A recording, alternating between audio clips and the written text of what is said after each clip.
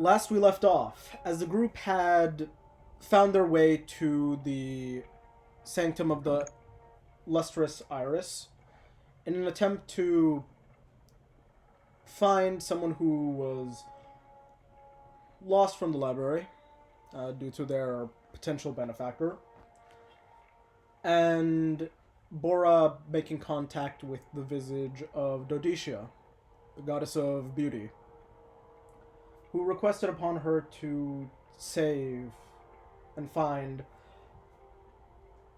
a follower of hers. Upon getting there and questioning the people there and doing a healthy amount of B&E, eventually Enoch painted something that escalated the stakes and caused everyone to go into emergency mode, which put everybody on edge and caused the group to be a bit hair-triggered, which led to a fight between them and Kyler. Kyler, unleashing his warlock capabilities, blew the group up twice, killing Ta. I forgot. Oh, I remember that happening. I remember that. Yeah. I'm so proud of myself. I'm glad you remember that. I'm Really. glad you remember the death of a I'm glad. cat. I like to think that's the one clear memory you have. I mean, pretty much. Along with that, Only a few. Henna spoke very brashly in the presence of an angel, almost as if she was drunk, but was sober. And ended up getting her throat slit and taken back to the tower with Orin. Eventually, Kyler was imprisoned in the maze that was erected by the angels with this eldritch angelic abomination that Enoch created.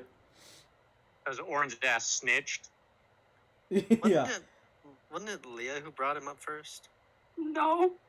Oh. No, it was you. No, I think Entirely. Leah pointed and then ignored, and then you confirmed, and the angel kind of took your confirmation.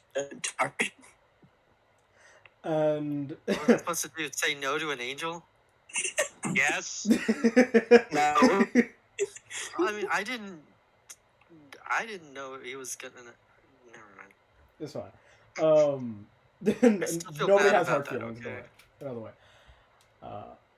After which the angels teleported everyone who was within the sanctum outside of the forest.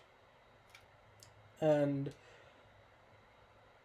the group found a portal leading back to the library, in which they took it along with the elderly dwarven individual who claims that they were the person that they were looking for, as well as a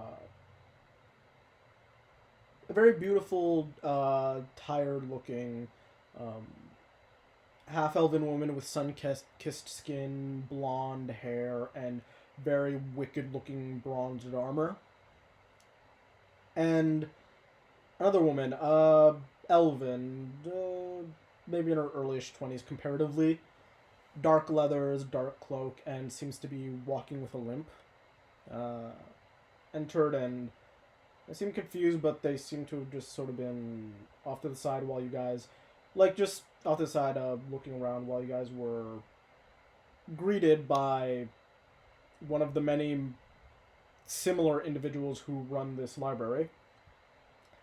One of which taking the elderly dwarven individual, and another showing up a few minutes later with a briefcase that had 7 healing potions, one of which was used for Henna, and a sort of iron cube with 6 segmented sides, about a few pounds in or so looking, and seems to have some stuff carved into it.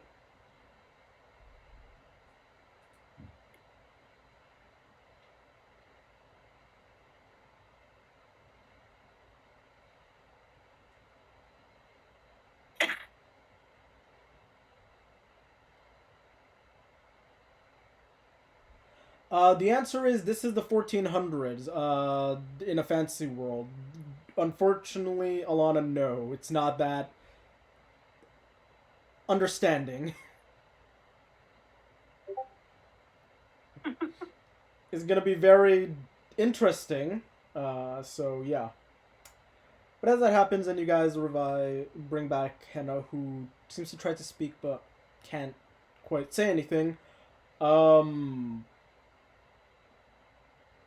What are y'all doing, seeing now that she seems to be nonverbal? Fuck. You're gonna fuck? That's a weird way to cope with the situation. Sexual healing, but that's ridiculous. Yeah. We're just gonna look and say, fuck. I want you to try and repeat after me for a second. I want to test something. And she's going to speak in Orin. She's going to say the word pineapple in Orin and try to see if Henna can say it. So, Henna, she says, follow my words exactly.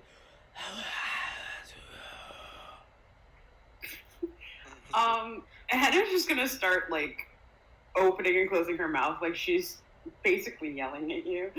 She looks like Like, she's you don't baring know her what she teeth and said. she's screaming, but no noise is coming out. Henna, just shut up and try to say it. I want to see if you can actually speak a language that doesn't require actual sound. It's just breathing.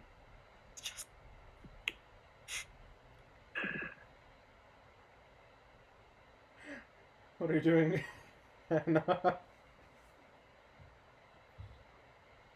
I'm going to sigh aggressively at Bora. Alright, she breathes and it comes out as Pickle Dick. Okay, so That worked. she's gonna fight not to laugh and say, okay, so you can at least speak Orin. Too bad you don't know Orin. Off to the side, Orin's just. You know what I meant.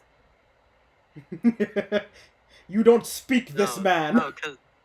No, cause Pickle Dick. Yeah, I know. I get it.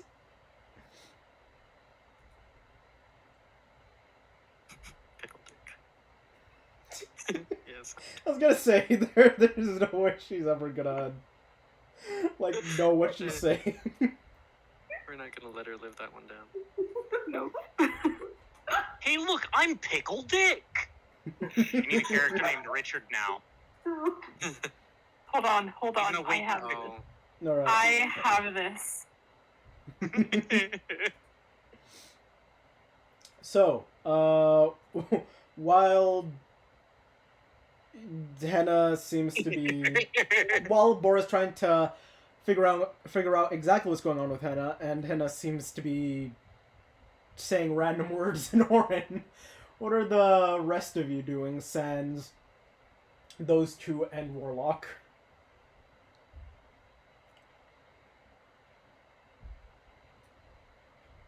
I don't really know what to do right now. I mean, there's just sort of a briefcase full of healing potions and some strange cube with carvings in it next to all of you. We already drank potions, right? You drank No. one potion. We haven't. There's still 6 left. Bora shoved a potion down Henna's throat. We found out she couldn't speak, and that was where we ended. Oh, Mhm. okay then. Well, that's just because you applied it improperly. It's a suppository. Why? Yes.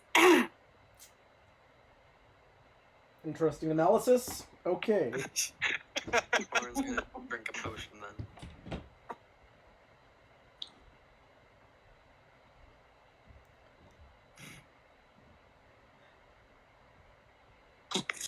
So I assume Orin and Leah are just standing there, silent and dumbfounded while this is going on. Fully fucked off. Like she's some. She's what? How do you? She's fully fucked off. Like she's not anywhere near anyone. Oh, With okay. just Yeah, Orin, while this is going on, you just see Leah just walk off in a random direction with like a 1,000-yard stare.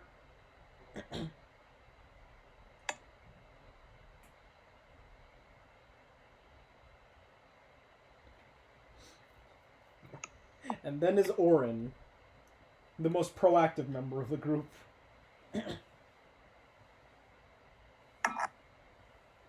So yeah.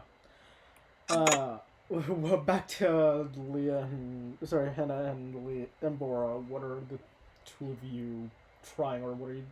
Or are you just gonna leave it at that for now in terms of trying to help her? I know. Go ahead. Well, you said you were gonna drink one of the potions, right, Orin? Mm-hmm. So Hannah's gonna like zero in on that and just like beeline for you, like holding out her hands, like give. Okay, Orin, you see Hannah immediately T-1000 Terminator charge towards you. I thought you were gonna say T-pose. You know what? She asserts dominance and T-poses in your direction. With a very menacing look on her face. With a look on her face that says, gimme.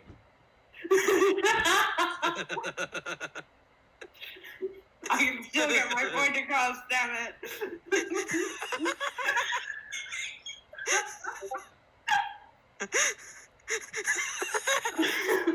Right.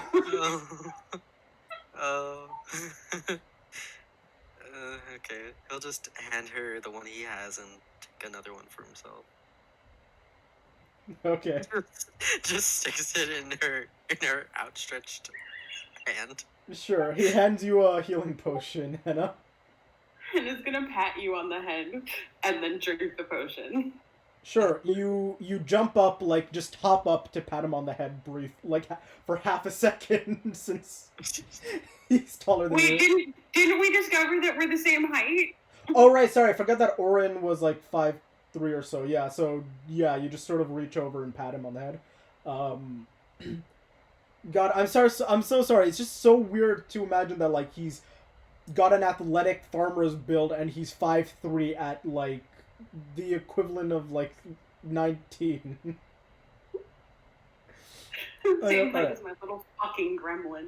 Yeah, and then, so, yeah, he gives you pat him on the head, and I assume you imbibe it, Hannah? Mm-hmm. As fast as physically possible. Sure, roll 2d4.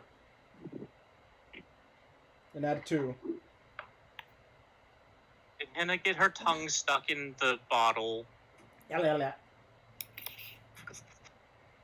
Is that a yes? Alright, 6 plus 2, so you get 8 hit points back, Hannah. I'm gonna immediately try and talk again. No sound comes out.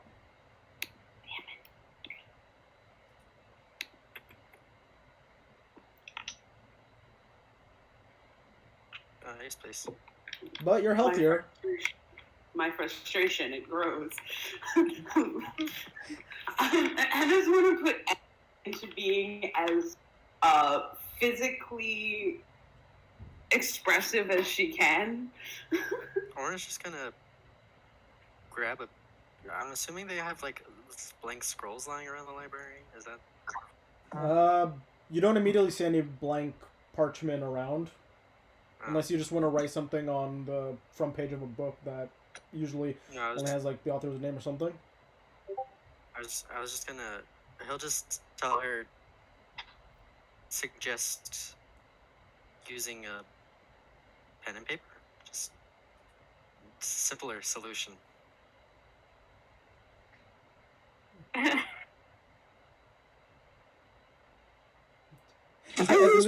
As in this moment, you learn that Henna is actually illiterate. Oh. Did I use... What? Huh? What's up? Oh, did I use my 5 portent roll? I don't believe so. Actually, Cool. no, you did for Enoch. Oh, yeah. Okay, sorry, no, portent. Very cool.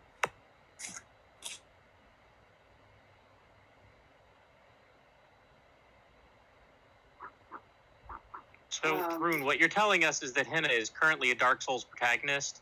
She's silent, she's angry, and she's gonna T-pose at you aggressively. I mean, not wrong. Not wrong. Look, Henna might not be able to speak, and she's very angry right now, but she also things to be doing.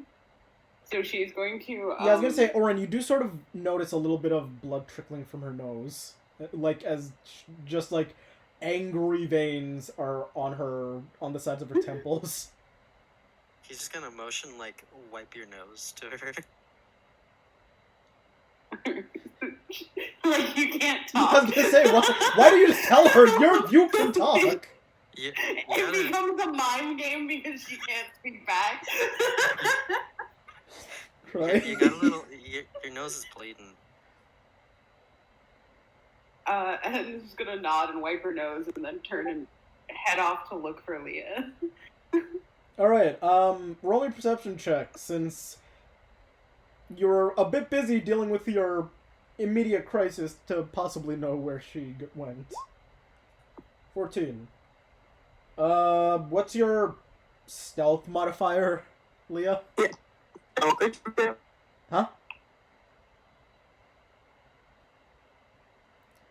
Hello.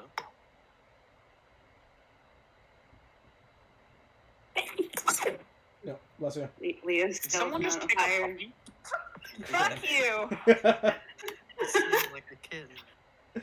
Well, what's... Leah's stealth modifier is so high that we can't even hear her. Yeah, I was gonna say. Okay. Can you guys not hear me? You were cutting out. What's your stealth modifier? Oh, +2. Okay, yeah. You did manage to see the direction that she went, Henna, so you just quickly rush off in that direction. Where would Leah be hiding or chilling? Like just off in a cubby area, like just between some She shelves. kind of she wants to look for a healer's kit because she's like, if I had a healer's kit, I could have helped Ta, and so she wants to look for a healer's kit. But she's kind of like, not fully there, like kind of in her head. So she's kind of just walking around with this like, because I remember Ta's body was wrapped in like some part of the curtain or something. So she's kind of just like walking around with that. Yeah, you tore down a banner and just sort of rolled Ta up in that. So vaguely looking for a healer's kit, but looking around, you do not find first aid kit in this very odd library with massive shelves, but normal-sized books and large furniture and stuff.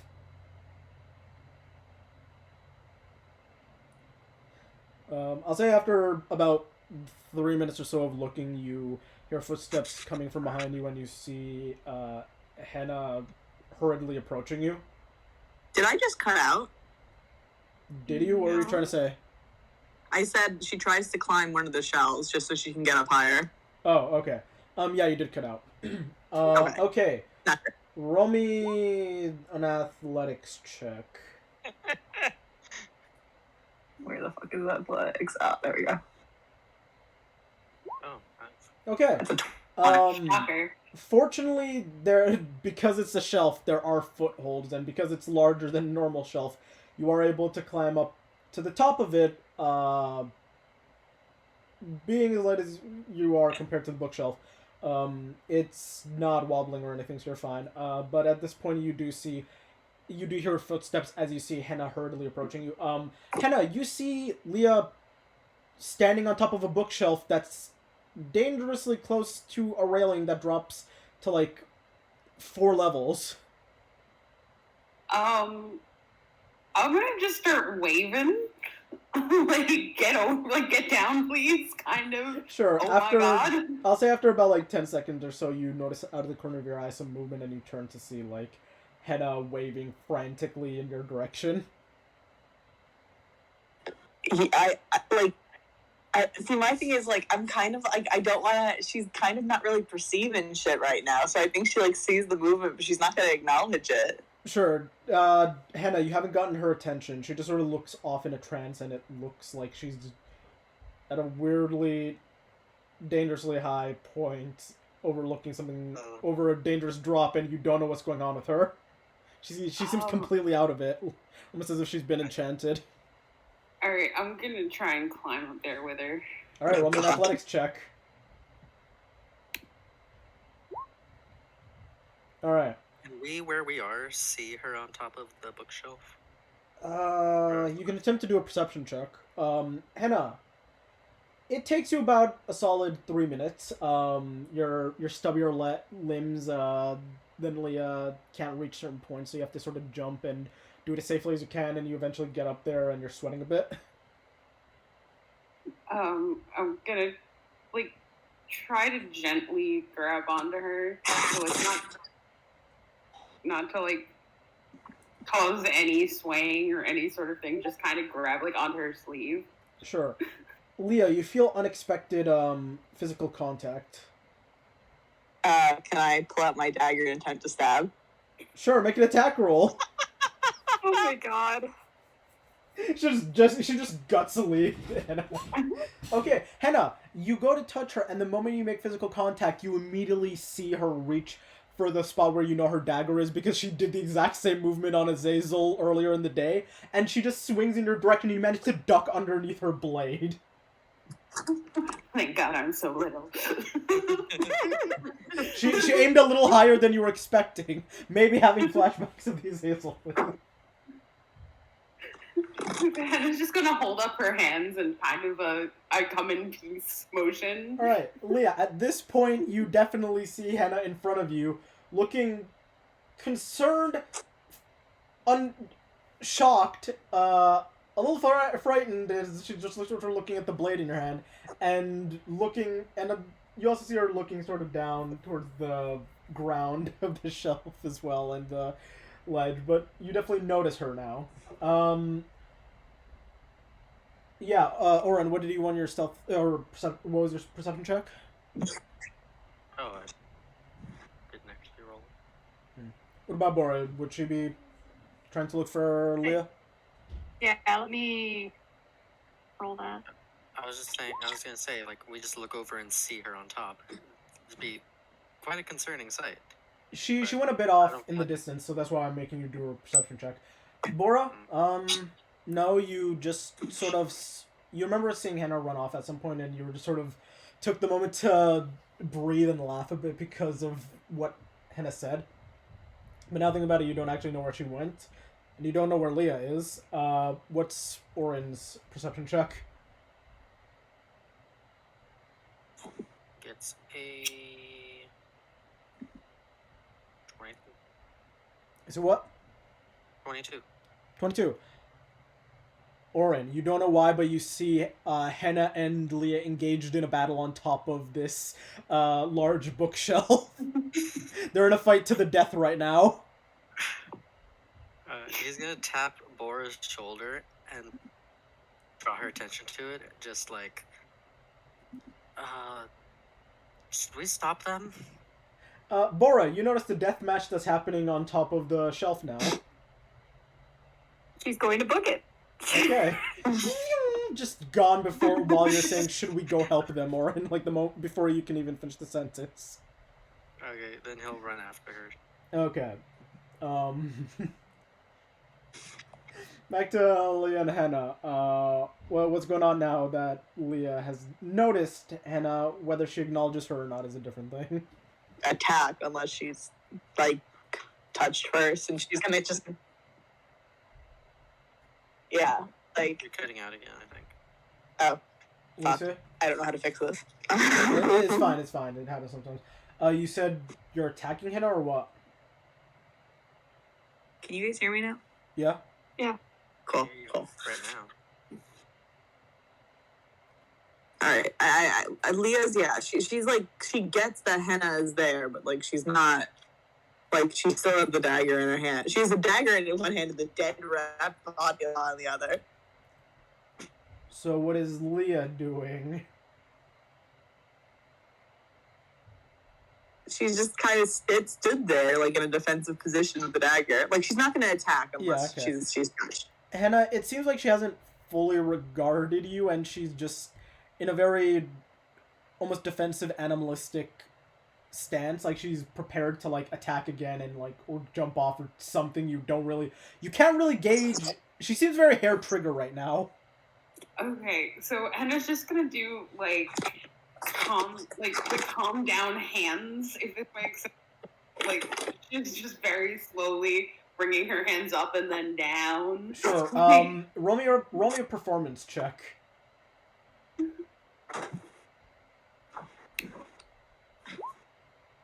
Alright, what's Leah's passive insight? Passive insight is going to be a 12. Okay. 12? You don't. Yeah, no, I heard. Don't worry. I was just thinking about it. Don't worry. That was just me thinking about what the result is. You don't immediately sense any hostile motives from who or whatever is in front of you. Okay, so I don't really care about motives. Do I sense that they're going to touch me again? Possibly, but unlikely. Okay, then yeah, I'm going to relax a little bit, but I'm still going to have a dagger in my hand. Alright, you see your attempt to calm Leah down seems to have worked a bit, Henna. She still has the dagger in her hand, and she still looks a little wiry, but she looks a little less hair trigger. Alright, Henna's gonna try to mime look at me and then mime writing. You don't really see... Sorry, yeah, go. No, I was just trying to figure out what mime writing. Like, she's trying to write, like, mime writing to you. Oh, yeah, she she doesn't perceive that. Yeah, she's I'm, just... like, the best thing I can try to explain is that Leah's eyes are, like, hyper, like, she's focused on you. Like, full attention is on you, but, like, it's more of a... Like, she's just... Are you going to touch me? Or are you not going to touch me? What are you going to do? Like, she's not fully going to, like... I'll say like that's that, the like, best... that's what I'm trying to... well, what's Henna's passive insight?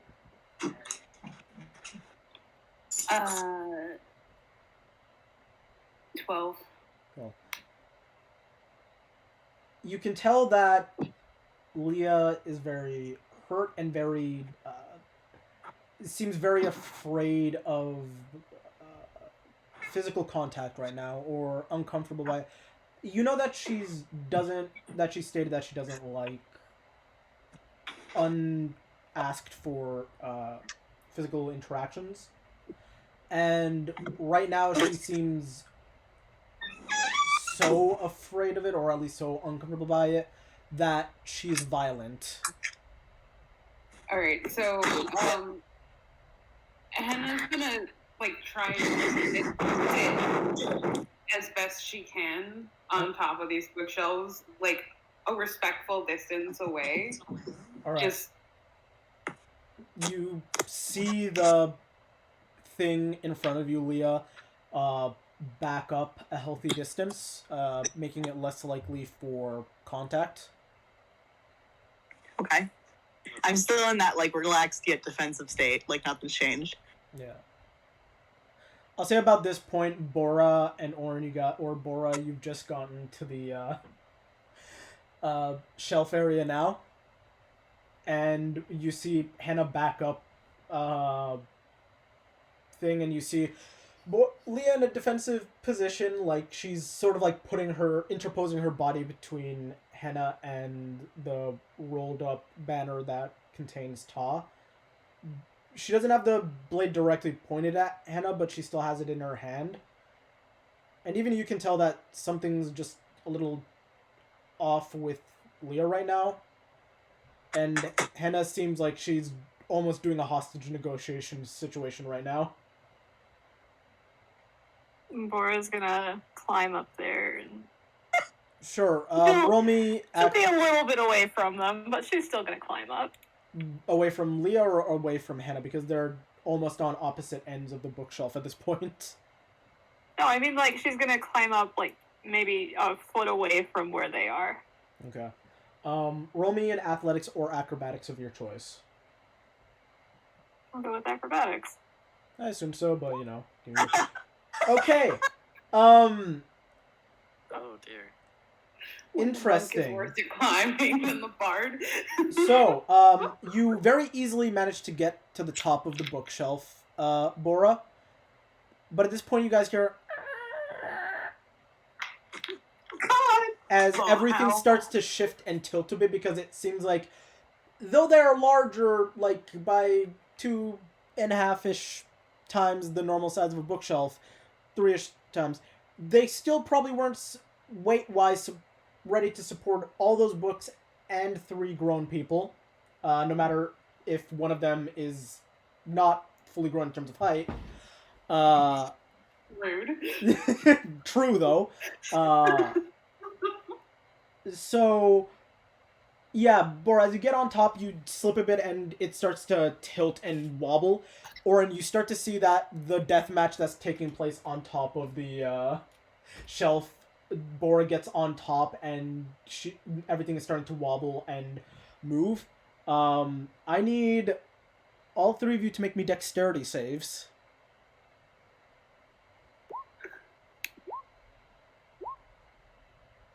Great. Okay. Bora As the thing is completely, if shifting, it starts to fall, go to protect Leah. okay. As it's wobbling and shaking, Bora, you managed to like steady your footing using your monastic training. You see Leah struggling a bit to hold on, and it looks like she might slip off. Henna, you think you got a good hold until the chunk of like wood that you're holding on to snaps, and you're in free fall, and you're falling, and you just you see Orin that Henna goes out of sight behind the bookshelf. Bora and Leah's not paying attention to that. Bora, you see Henna just fall completely off the ledge and towards the direction of the open flooring that drops like 4 stories. She's going to try and catch her. Okay. Can I use feather fall on her? You're too far at the distance. Like you're Bora was even. I will say that you aren't quite at enough of a distance. You're able to see them because you still have that high perception check, but you weren't fast enough to make it to them the same way that Bora did. So while this is going on, you're just sort of a spectator, Orin. Bora, how are you gonna save her? She's already off the side of it, and she's like 3 feet away from the bookcase.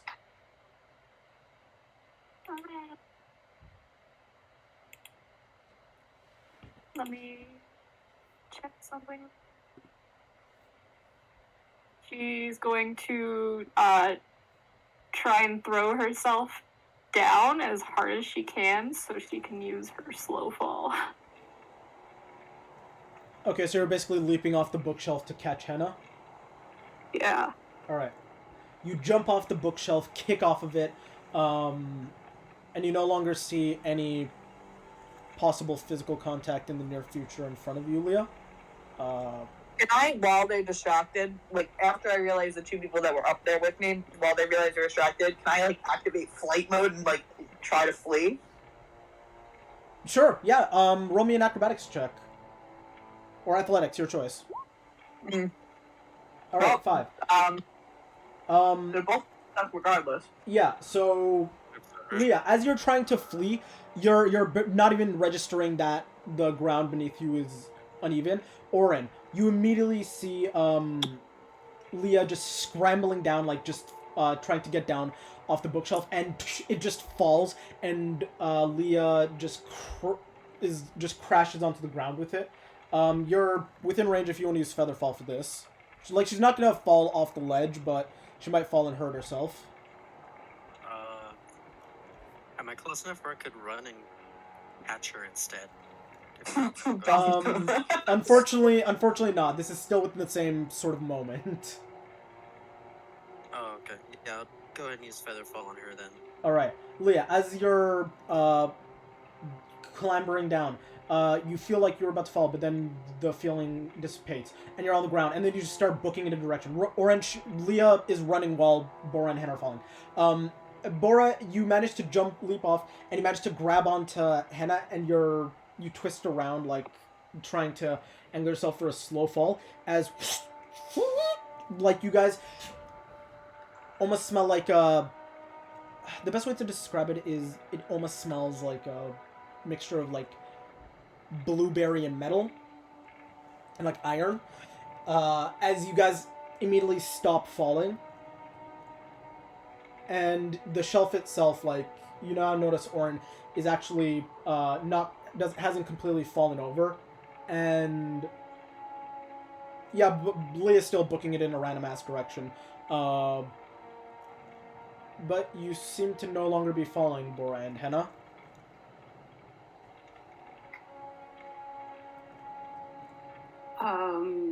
Henna is aggressively mute screaming at Bora again. Very angry, small screams, in your face, Bora, as you see just complete displeasure and raw anger on this woman's face.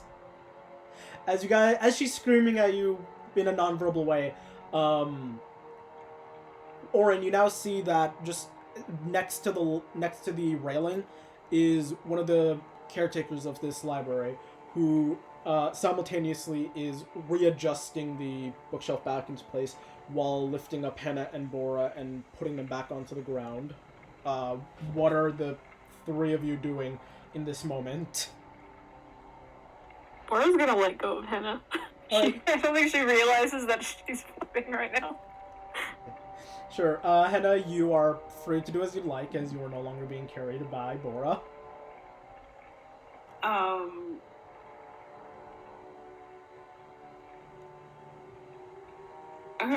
I guess once I get back to solid ground, I'm going to attempt to resume my previous activity. Okay, sure. I'm Roll gonna try me. to figure out which direction Leah went. Yeah, I was gonna say, roll me a quick perception check as trying to find Leah. What about you, Oren? He'll just run over, or he'll run over to make sure the two who are falling are fine. I mean, yeah, they're on solid ground, so you run over, you see Orin now, Bora. Henna, even while you were falling, you had one eye trained on Lee the entire time and saw her scramble down, and the moment you touch back on ground, you just push off of Bora and just start running towards the direction Leah went. But I'm gonna stop, like, mid-stride, turn around to the other two, and do, like, a stay motion. It's very clear she wants you to not move, Bora and Orin. And then I'm gonna head off again. Alright. Those two are gonna get each other killed, I can already tell. Yep. Just another day with us. Alright. What kind of area are you trying to hide in now, Leah? Or go to? I mean, any area that's kind of got, like, any dark spaces / tall, like anything that resembles, like, tree, like a height of a tree in a forest, and or, like, a dark, like, alcove or something like that. Okay, you do find a section of the library with dusty tomes and the lanterns that are here, like the magically lit lanterns that are here. It doesn't seem to be like lighting up this area, like in terms of it that there isn't one in this area, so it's a fairly dark area. And you manage to just, like, run in there, just move the cobwebs, and you just sort of find a corner to just hunker down in. About a minute later, Henna, you track her down to this location. I don't know what you're doing here, Leah, though. I'm trying to hide. Like, I do not want to be perceived. Oh, okay, then roll me a stealth check. Oh, where's my stealth? Oh, there it is.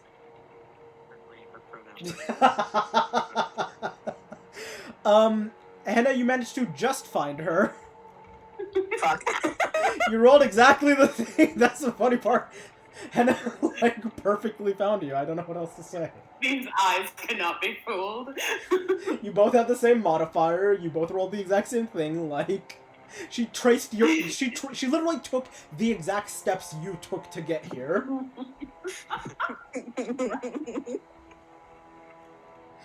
Leah, you felt like you were hiding well. You felt like you could, like, twisted around all the shelves and bookshelves and took the exact path that you needed to hide and get some relief. And there's still something in front of you. 10 feet 10 feet The away, defense. but still in front of you. Yeah, I go back into the defensive stance. Okay, back into defensive stance, Henna. As you're like, I assume a healthy distance away. I'm gonna do like the calm hands thing again, and then very carefully sit down 10 feet away. Alright, you see the thing lower itself onto the ground, still around 10 feet away. So again, no. Unless they lunge at you, there's not gonna be immediate physical contact. Okay, so can I try flight again? Since there's obviously not gonna. Can I try running away again? Sure, roll me an acrobatics check. Because you're sort of in a corner, like I was trying to say that you were in a corner, so Henna technically blocked off your path. Holy shit! Okay, Henna, unexpectedly, Leah pulls off some hardcore parkour, like, elven acrobatics shit on you and just sort of does a triple backflip over your head and starts dashing in a random-ass direction again. Deep sigh. Like, she pulled some move that you honestly expect you to see from Bora. You don't know how she knows how to do this. You watched Bora? Yeah. It takes you about half your movement to get up, so you're slowed down because you sat down. At this point, Henna is relatively certain there's no way out of the library still, so she's just gonna head back to the room where all of our stuff is.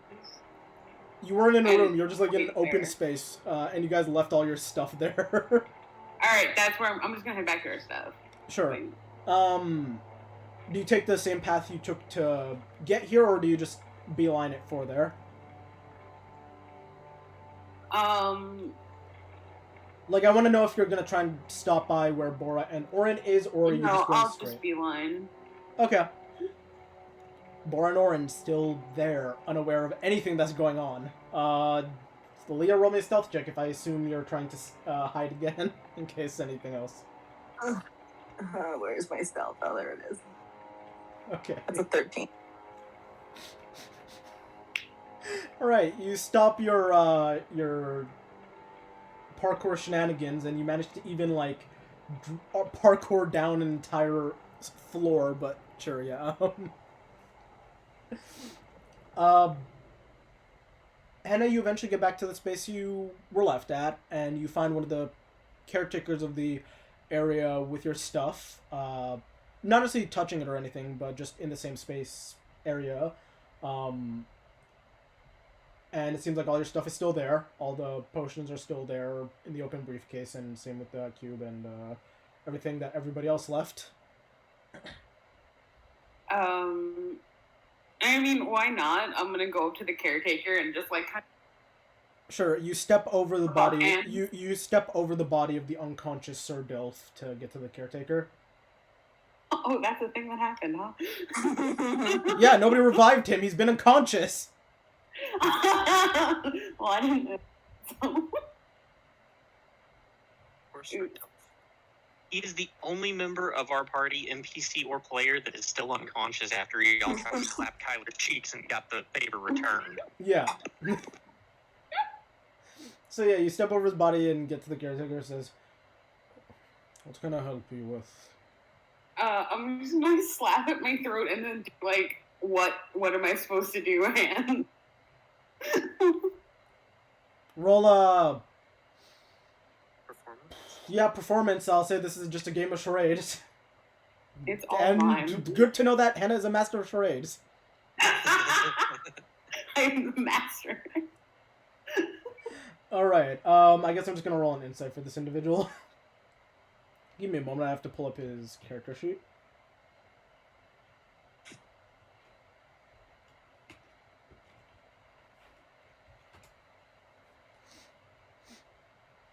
As it turns out, my weakest performance is with my musical instrument, it seems.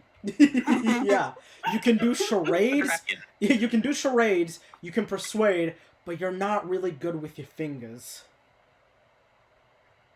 Terrible lesbian. It's very sad in the bedroom. Really, really sad.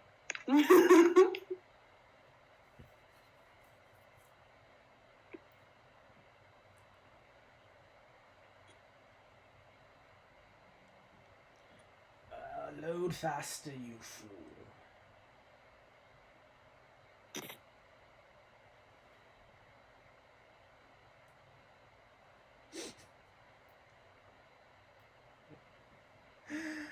Like an hour into the session, and you guys have only really just chased each other around the library. God, it's already been an hour. How does it go so fast? While I'm waiting for the caretaker to figure out my charades game, can I wake up Sir Dilf with one of them potions? The Sure. caretaker's taking this long to try and figure out what. It's just staring at me, and I'm like, I'll get right. I mean, yeah, it's not like even with the charades, it's not like you can explain exactly what happened. Mm-mm. All he sees is like a small incision at your throat, and you're pointing at it feverishly. I also have to do an insight check to see if he understands what you're doing, but he gets advantage because you rolled well. Alright, 15. I'll say that's enough. So...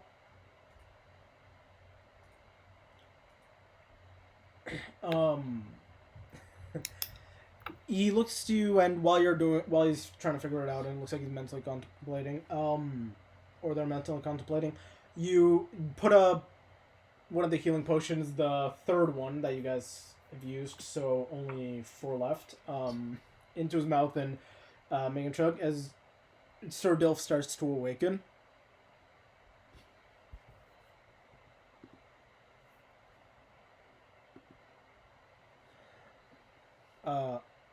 And as he awakens, he says, "What happened?" What didn't happen? He just looks around and he says, "Where's my lady? Where did she go?"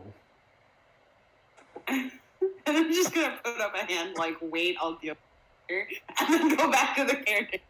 All right. The individual looks at you and says,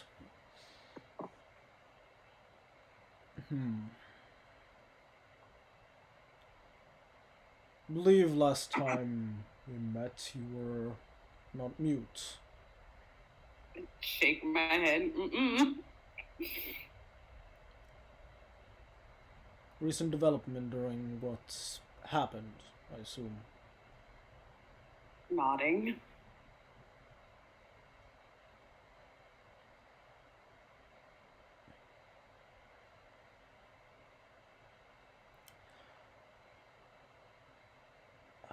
He just sort of like creates a little glyph and rune like in the air just above just in front of the spot where the wound is for the throat, like the scar. Interesting. And then he just does something else again and he says, not that either. And then he just creates a much larger rune about the size of a head right in front of where the incision is. Says, I see now. Well, I am afraid to inform you that you have been cursed by a divine being.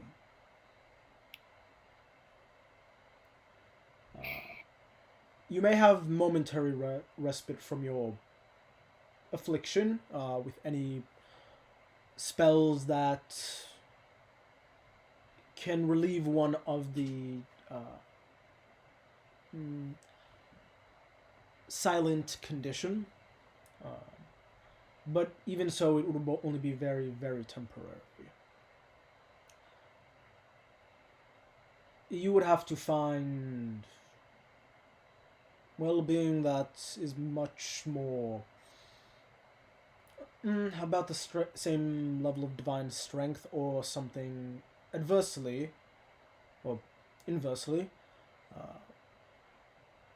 as strong, but on the more fiendish demonic scale.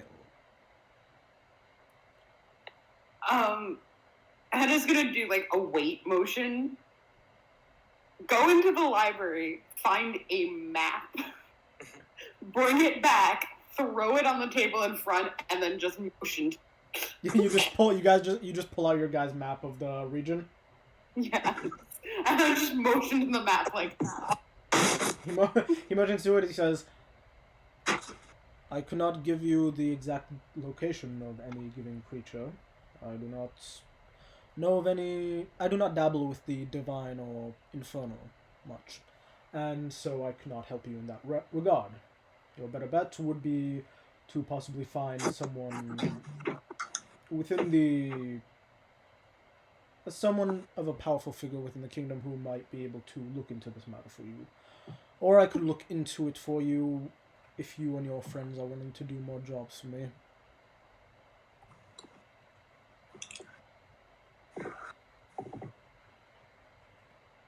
He looks to you, Leah. No, Hannah.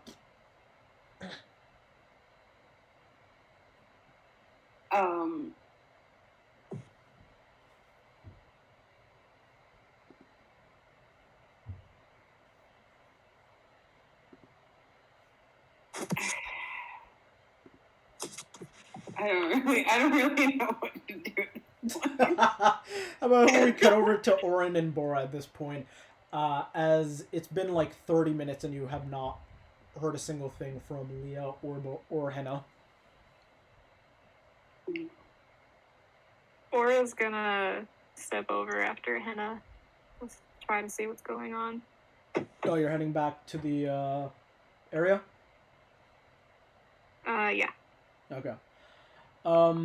Deciding to head back to where your stuff is to maybe regroup and figure out where they are. You find Henna there with a now conscious Sir Dilf who looks concerned and confused.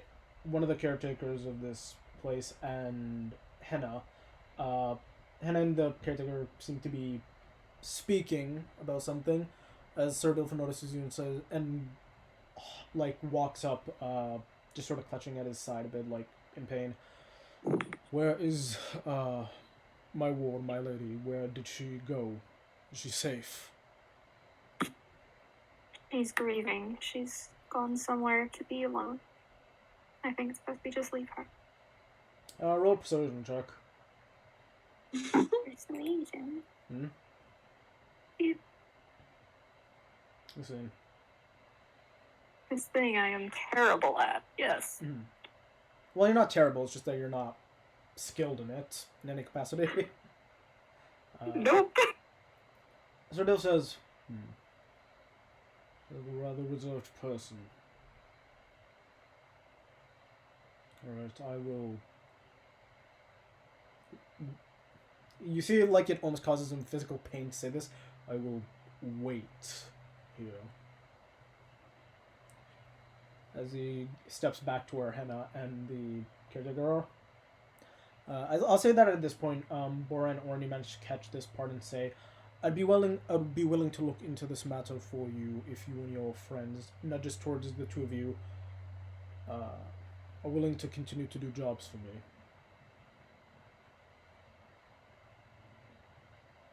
She's going to walk over and say, "Before we do any more jobs, I have one thing I need to do. Just if you're able to set me on the ground and come back whenever."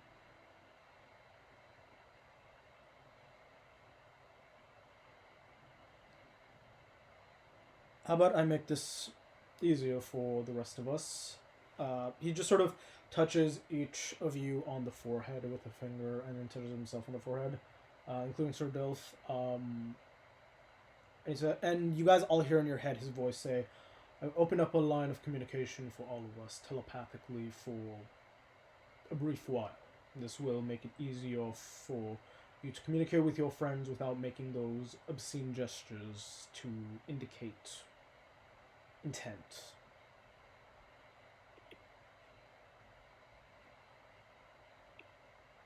You guys can all telepathically communicate with each other. Oh, thank God.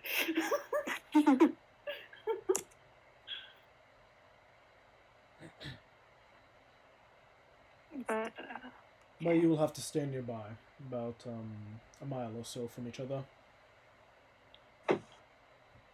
Understandable. Let's work outside of the library right now. It will only last for 8 hours, so cherish the time.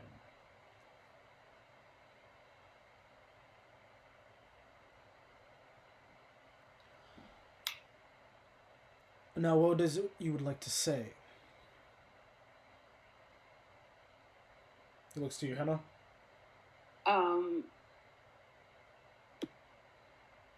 Hannah's, well, I don't really care what I have to do to fix this. I will do whatever it takes. This is my voice. Everything is my entire identity. Like, I need this back. And if this is what I get for trying to help people, really.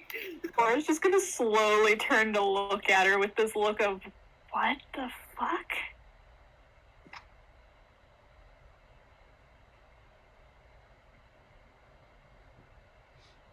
Don't you look at me in that tone of voice. It's gonna throw you off a balcony.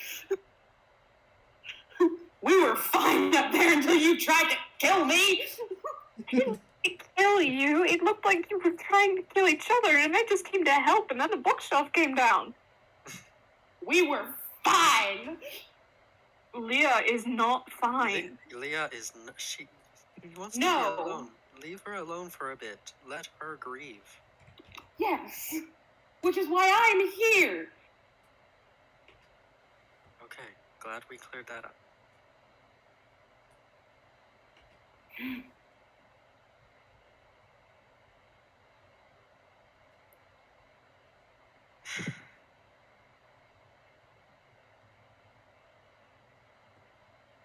But, Laura's going to think for a minute and say, Hannah, I don't know for sure if this would help, but I do know someone who is mute, and he might be able to help you learn how to communicate a little bit better.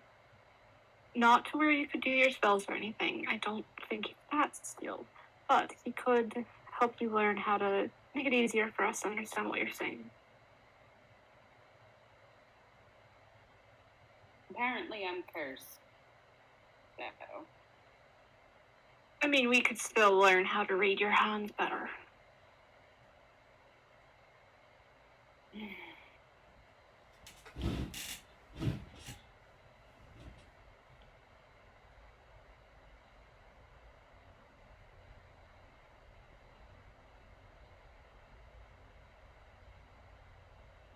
It's up to you. I need to head down to my monastery anyways, just so I can prevent anyone from going to the Lost Osiris.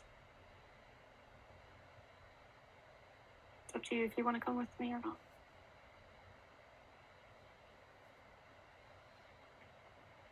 I mean, might as well at this point. What else is there?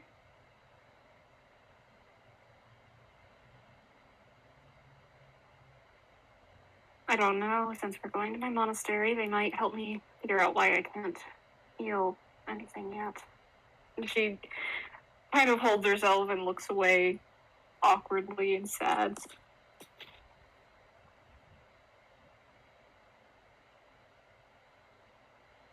We're just gonna rub her shoulder, pat her shoulder gently.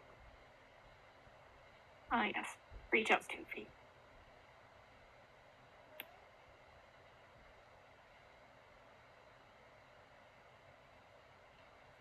As this is happening, we'll cut over to Leah. I'm okay. So this is a library, but there's like no water. Like, you know how some libraries have like water features or some shit. I don't hear any water features or anything, right? At the lowest level, you do see a fountain of some kind. Yeah. Okay. Then I'm gonna wait. What is it? What does it look like again? A fountain. A fountain. Okay. Leah's going to go and lay belly up in the fountain with her ears submerged under the water so she can't hear anything. Give me a sec. Sorry, I have to check something.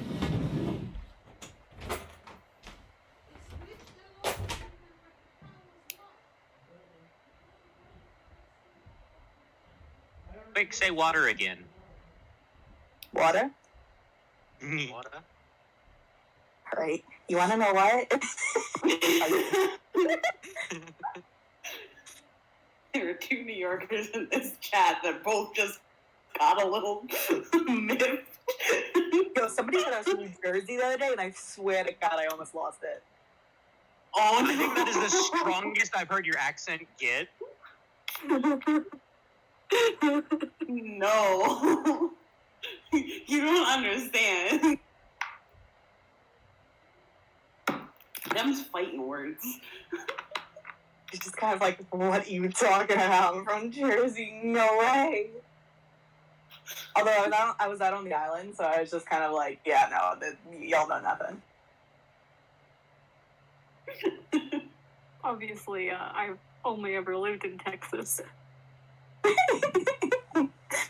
I've only ever lived in Brooklyn and Queens. I mean, I grew up on the island. No, ew. Yeah. I go to school there now. I can't like. I grew up on the island and then I moved to Brooklyn because I have a brain. I was born in Flatbush, and then we moved to Bayside when I was like very young.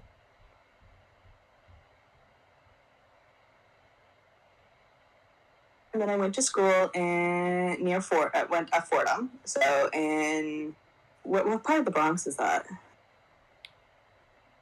I don't know. And then now I'm at Hofstra. Oh, Hofstra's Yeah. like one town over from where I grew up.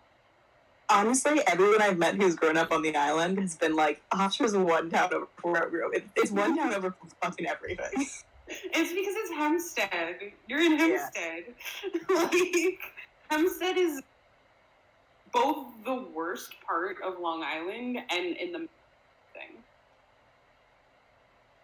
It's not bad. It's only like a 30-minute drive. Although I haven't attempted to take an 8 a.m. and I don't want to, especially with the LIE being like the LIE. Don't do that to yourself. Yeah, because I used to have to take that to, what's the one that goes over the Frogs Neck Bridge? Oh God, I don't know. I don't drive. Oh, yeah, no, I used to have to take that to Fordham and at 8 a.m. and that was like a 30-minute trip was turned into an hour and a half. Oh, I bet. It's between the city and Long Island is just obscene during rush hours.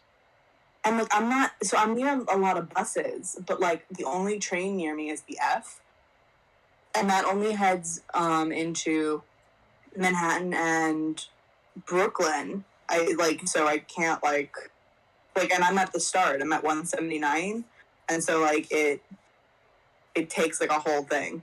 Yeah, it's further than it's worth. I'm lucky. I'm on the J line, but I'm real close to fucking Jamaica, so I just take the train everywhere. Mm-hmm. And so at this point, I would like to remind you two that we've been recording the whole time. Oh, I don't. I still mind. I mean, if someone wants to figure out like what that means to where we live, I welcome the attempt. Yeah. I live in Bed-Stuy, please. I'm just concerned. I mean, it is New York. There's a lot of people in New York. There's a lot of people there's- in New York. I live in the ghetto. There's We almost as 40. Texans have the advantage of nobody from anywhere else knows how to pronounce the names of our fucking cities. Same. Yeah.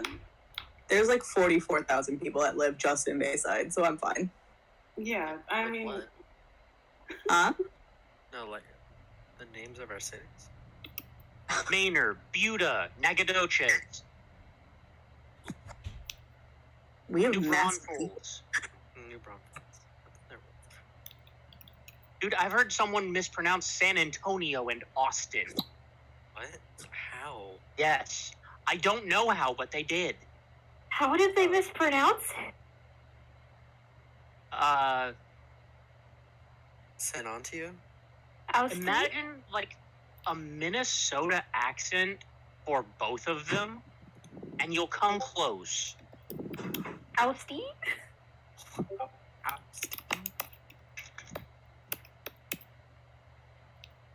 No, it was more like Oustane. And it's like, the hell? Are you doing that on purpose?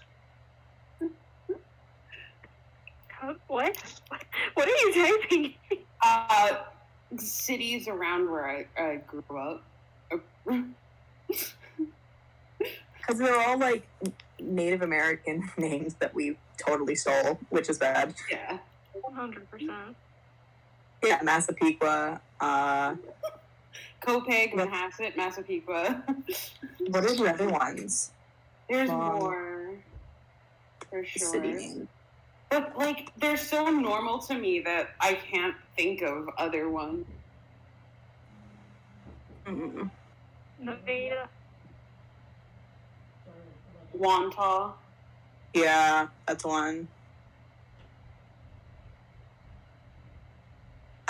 I'm just looking through a list of Long Island towns. Don't we have a town named Kermit down here? Yep. I know that there's a place in the Panhandle called Panhandle. When you want to be doubly obvious. Sorry, I'm back. Where were we? Yeah, Leah was interested in the water fountain, right? Yeah, so it's big enough to like climb in, right? Yes. Yeah, so she's gonna climb in and like go belly up so like she can still breathe, but put her ears underwater so she can't hear anything but the water, and put Ta's body on her chest. And then, hey, if I trance, will I drown? Since you're doing a... It's not that deep, it's a fountain. So I will say, as long as you have your back, like your face up to the sky, then I will say that no, you will not drown. Yeah, then I'm gonna start trancing. Okay. And so that's what that is. Also, fully clothed. Like that's No, just... I know, you're fully clothed, and like you didn't mention stripping, so yeah. Although I did remove my like books and like ink and stuff like on instinct. Like I just removed all of that stuff. Okay, I'm lost in this conversation where like I just looked in general, what the fuck is happening? Copain, Mahaset, Masaka, Abak, Heaven, Hell, Paris, London, Divine, Buddha, Kermit, Nagadocious, Noodle, Texas, Boston, Texas. Not Boston. How the hell do you Batson. Batson. I don't have my I don't have my glasses on, so all I saw was Botson. And even then, it should have been You Boston. actually got pretty close with Blind Nagadocious. Huh? You did. You got very close to the proper pronunciation. Literally every single one of those that I have posted is a city in Texas. Okay. Well, to be fair, I knew about Kermit, Texas, but God. Oatmeal, Texas, lovely. All right. There's also There you go. There is a salty Texas. I'm gonna be real. I legitimately thought you guys were doing some kind of ritualistic chant to summon something, like you were trying to summon Magnus. I mean, it summoned you back. Yeah, sure, in a broad sense. All right. So, There's also Elmo, Texas.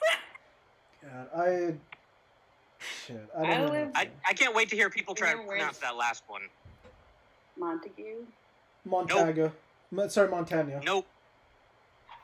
Montana? Montag. Montag. Okay. I wanted to say Montag, but I was like, that doesn't seem correct for a pronunciation of anything. It doesn't. I remember. Dude, I can get to Austin, Texas street names and it will melt your brain. I don't even want to go down that road. I want to. Literally, one road. But yeah, you're starting to Man Shack. you're starting to trance, Leah. Yep. All right. I'll say about 15 or so minutes in. You barely, because your ears are underwater, you barely hear some movement coming from probably just outside the fountain. Movements of something probably heavy because you're able to hear it. Or at least heavy-ish. And then eventually it just stops. It doesn't really break your trance, but... Yeah. So you're trying Okay. to. Mhm. So you're trying to get your long rest, right? Yeah. All right. I'll say that. Sure, you're doing that. What about the rest of you? As Hannah seems dejectedly prepared to go to Bora's monastery, Bora looking like she has a bit of shame, but wanting to go there, and Oren being his blind self, being willing to go there. Not much of an opinion. Hannah. Don't know how to respond to that. You don't. Hannah's just going to grab her loot and go like curl up into a corner and sadly pluck at the strings until she falls asleep. Okay, Hannah, like the depressed artist she is, goes into artistic depression of playing, God, I'm trying to think of what song she plays. She starts playing Lonely Road.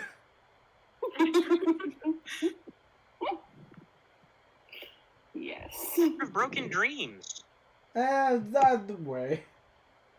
Look, just be glad I didn't say that she starts playing Nickelback. The song. Yes, the song Nickelback by Nickelback. You didn't hear it? But yeah. So, Hannah just keeps playing and playing and playing to the point of that she looks exhausted. What are the two of you doing? She looks like she's about to pass out.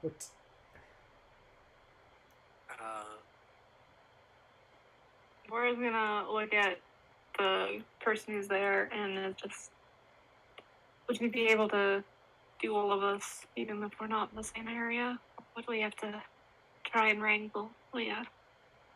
Sorry, what was Bora asking? Bora's asking the guy, librarian, that's the word, if he's able to like transport them down when not all of us are in the same room. No. No magic is quite that specific. It is a large, encompassing area for me to bring, but I assume you were talking about the young woman who was running around and doing flips. She's not okay right now. I can find her and transport all of you to a destination of your choosing, in a broad sense. I do not know where your monastery is, so I would ask that you tell me the nearest town or city to it.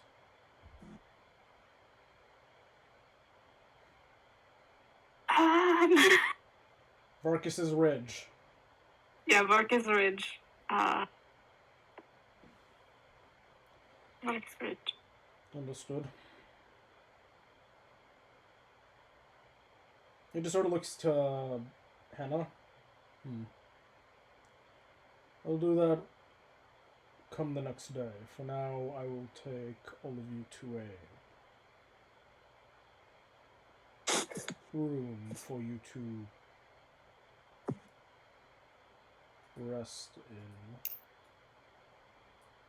Good. So he just leads the four of you, including Sir Dilf, taking all of your equipment and stuff, leading you to a room with a door that can be locked from the inside. That has a few couches and a pull-up bed.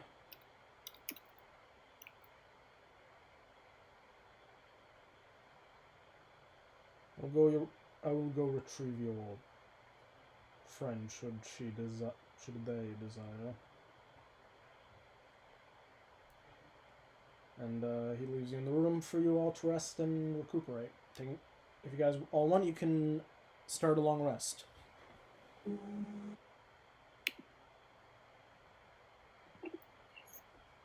Yay. Yeah, it's probably a good idea.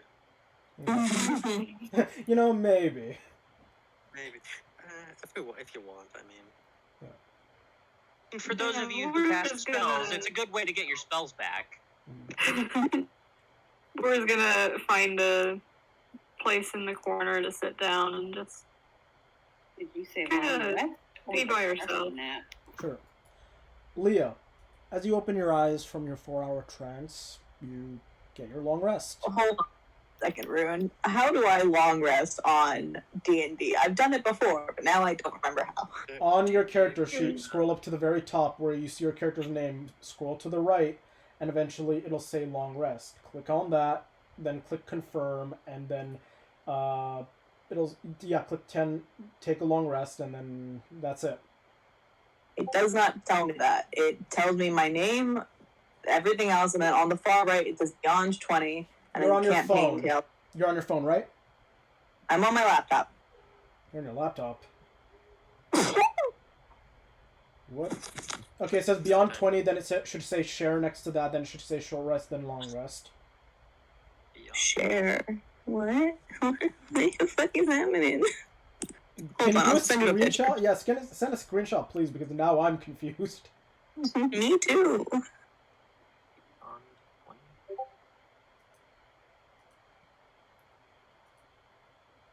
Huh, that is weird. Oh, Oh, okay, so I think I may understand what's going on.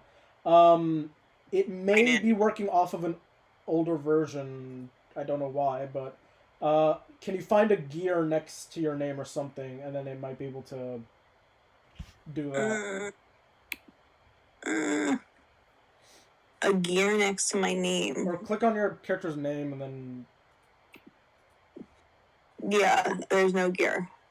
Okay, Hold click on. on your character's name then, and scroll down. Maybe it'll show that way. Into your account. What was that? Sibling, you said literally nothing. You're not signed in, Leah. Oh, okay. Oh yeah, you're not. You're just looking on your character sheet. That's why. Okay, I see. All right. Anyway, you can continue as I do this shit. But as Leah finishes her sensory deprivation sleep trance thing, as she opens up her eyes,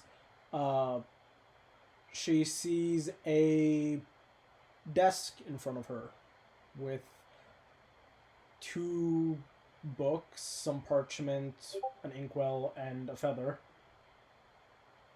Jesus Christ, natural 20, clearly. You need that.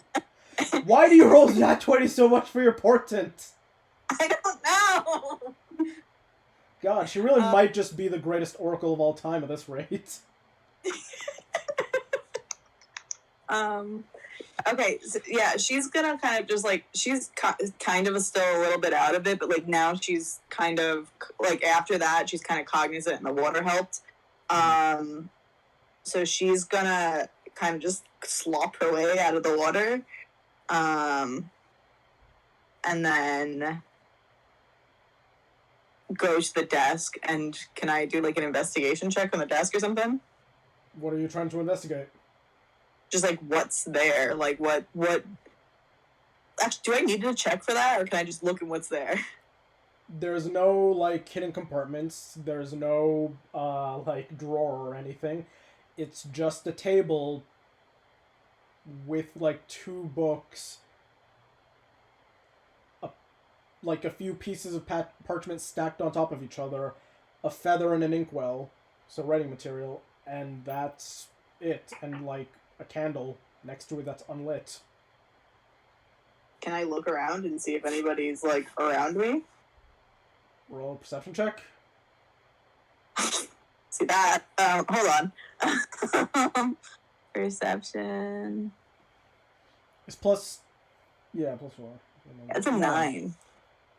You are completely alone. Yeah. Fuck. Okay. Can I, like, observe the ink? What kind of ink is it? It seems to be normal ink.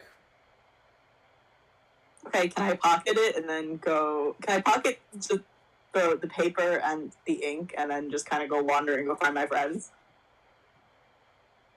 Actually, better yet, can I wander around the library and go find texts on raising the dead? Text of what? Like raising things from the dead. Oh, necromancy. Okay, sure. As you grab the parchment and ink and stuff, and you, like, start pocketing it, you hear a voice say, "Do you mind if I take a seat across?" Leah's got her dagger in hand and is like, what the fuck? About 20 feet away is one of the caretakers, just sort of sipping on what you can only assume is tea or coffee or whatever's in a mug. No, then she's gonna very quickly put the blade away and be like, oh, okay, like, I'm sorry for, like, almost attacking you. You literally can't read their expression since they have a mask on, so you don't know what they're thinking or feeling. If you want to have a seat.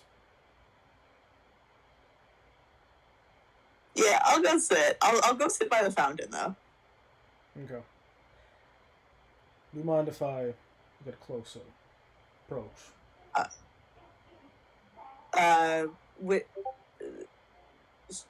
Not close enough to violate, like, a personal bubble, but you are welcome to come sit.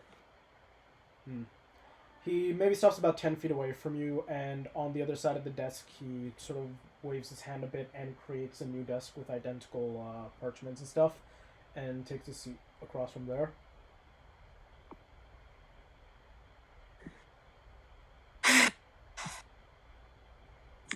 Seems to just start reading and writing something simultaneously. Can I, see what's going on with that? Sure. You don't have to really roll anything, you can just see. He seems to be writing reading a book called The Art of Social Cues. The Art of Social Cues, okay. And seems to just be writing something. I don't like most people.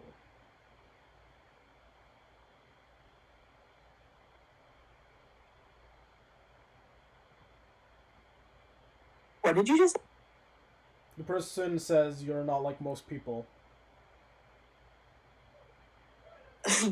Pika's kind of gonna be like, yeah, I've heard that before.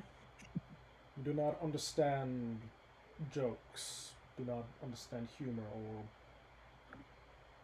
subtle nuances in a person's voice. Leanne's gonna kind of get ruffled a bit. She's like, I'm trying. It'll be very useful for you to try. And do not take that as judgment. I am only stating a fact. I too have these problems of understanding what people mean sometimes, between the lines.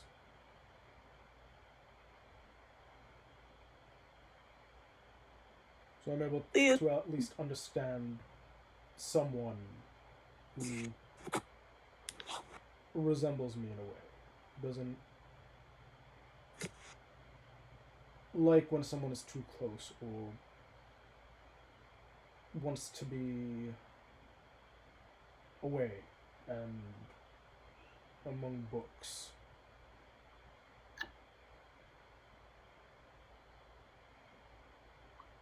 At some point, Leah has kind of taken out her notebook and, like, put it on a dry patch on her body, and yeah, is, like, started... while he's sort of, like, reading and writing, he just sort of, like, waves his hand, and you can identify it as the prestidigitation spell. He dries you off. Oh. Leah's gonna kind of, like, nod her thanks. She's gonna just, like, make a new section in her notebook, and she's gonna ask for his name. Or their name. You may call me the Stargazer.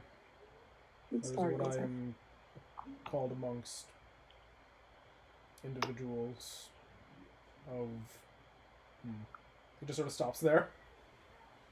Can I do an insight check into this man? Sure. What are you trying to gauge? Well, a couple things. But most pressingly, if he's telling me the truth, like, if I can identify something in his behavior that is similar to my behavior, and like see if I can tell if he has like an aggressive like stance or something that indicates like an aggressive motive or deceptiveness or something like that. Sure, you're trying to just gauge ill intent. Roll an insight.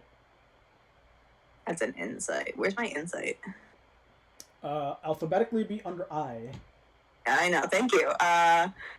That's a nat. Why? You roll 3 nat 20. Stop. No. Stop it, you oracle. Damn you, divination wizard.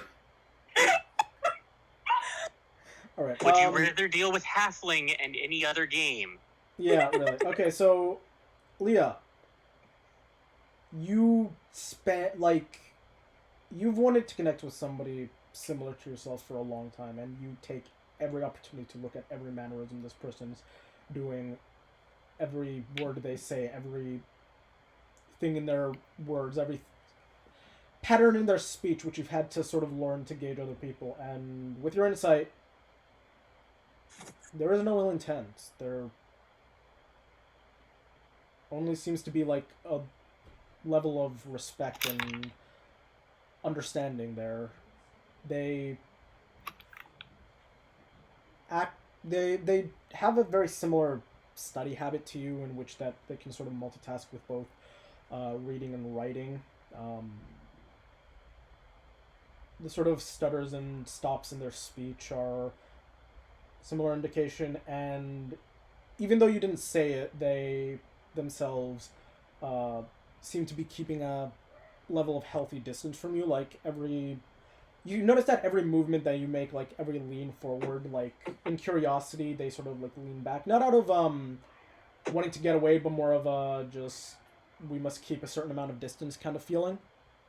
Mm-hmm.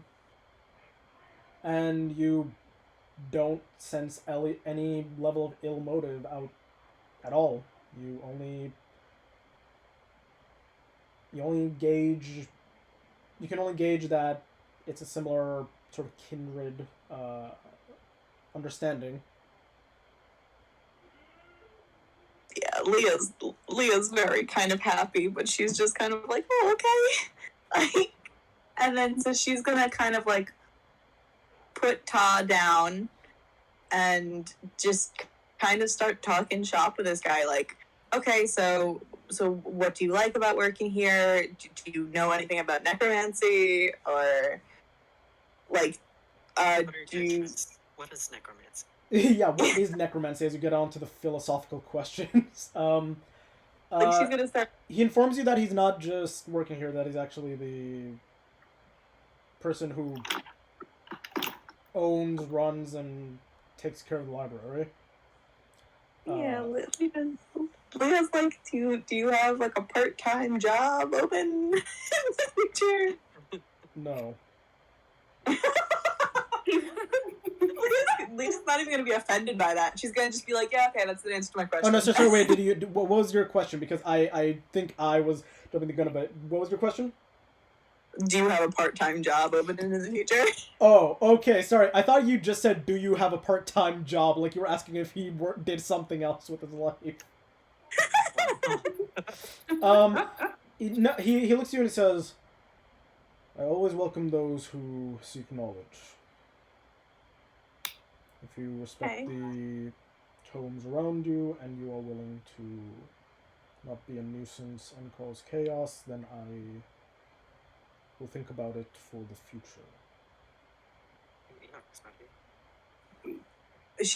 So she's gonna ask a couple things. She wants to ask how he handles the days when like he feels like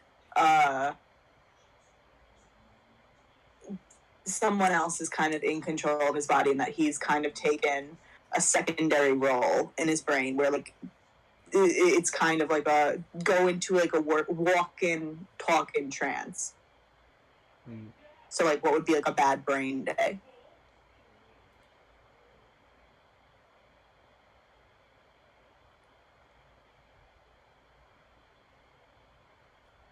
He just sort of like seems to lingeringly pause, not necessarily to avoid the question, but more of a like he's truly thinking about the best way to put this. On those days, I find that research into a new topic grounds me. I do not know if that will work for you, but forcing myself to learn something new makes me feel more in control of who I am than anything else.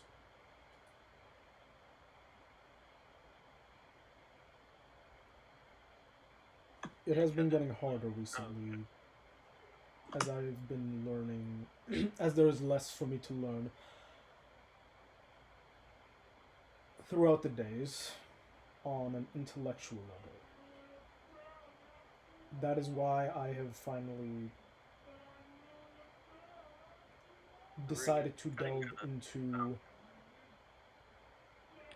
You see a level of like almost distaste as he's saying this, not because of a like he doesn't want to do this, but more of a like the thought seems so demeaning in a way of like social learning. Okay. So I missed part of that, and I don't know if you were cutting out or if it was me. So he says something about delving into research and how that helps him on his like bad brain days, and how it helps him more than social interaction. No, he was saying that he forces himself to learn something new on those types of days, because learning something new and aspiring for knowledge makes him feel more in control of himself than anything else, but he does not know 100% if that will work for you, because he really just doesn't know. And he says that it has been getting harder recently to stay in control of those same kind of days because he has less and less to learn than he used to. So he has been forcing himself to learn social things to better understand things around him. Leah's kind of like gonna like make like a happy gesture and is kind of gonna be like, "Me too," and like is going to show him her notebook. He says, "I did not know about that. That is very complex. And I do not know how one derives pleasure from that act." He just sort of seems very... Weirdly enough, you are able to tell that he seems interested, but also more of a, like, very brief interest. Like, it's a, like, oh, that's interesting, and then just off to a different topic kind of thing. Like, it's not really worth... Interest, yeah, it's, like, not really worth preparing. Yeah, she's gonna be like, yeah, I get it. Like, it's not for everybody. She gets it. She knows that there's some days that like she's like, I have literally no interest in half of the shit that my siblings do. Like, so she's gonna just be like, yeah, okay, like that'll work. And she's kind of gonna like she wants to. So she's gonna ask if he has like any family or any like people that he's close with, and how like he interacts with them. I do not have any family here. What about the people that work in the library with you? I tend to find deals and business more, and formality more simple to work around than creating personal relationships. I greet these individuals who work here, and I say goodbye at the end of the day.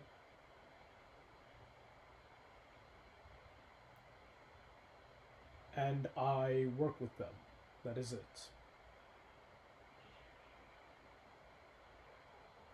Leah's gonna kind of nod and think back about how for like the first 100 years of her life, she kind of was just like in a kind of similar like thing where it was just kind of like she didn't feel really close with many people because her siblings had all kind of like Moved. left Yeah. or like not really been super around, but then and like her parents suck. And she's just gonna be like she understands the whole wanting to isolate yourself and not have to like do the difficult thing of having to learn what's essentially not only a completely different language but like an entire culture basically, and like something that's so like absurdly different from how you see and like perceive the world. Yeah. But she's gonna think about how over the last like really since she started school essentially like how interesting and how like fascinating like people's reactions to things are and how different they can all be based on different people and different races and cultures. And she's not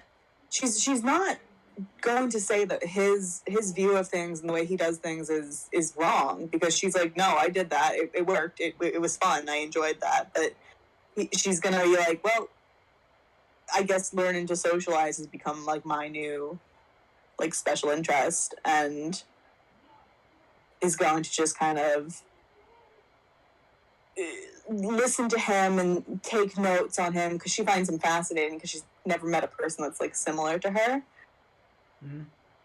But she's not gonna she knows that she's already tried that and it didn't exactly work for her.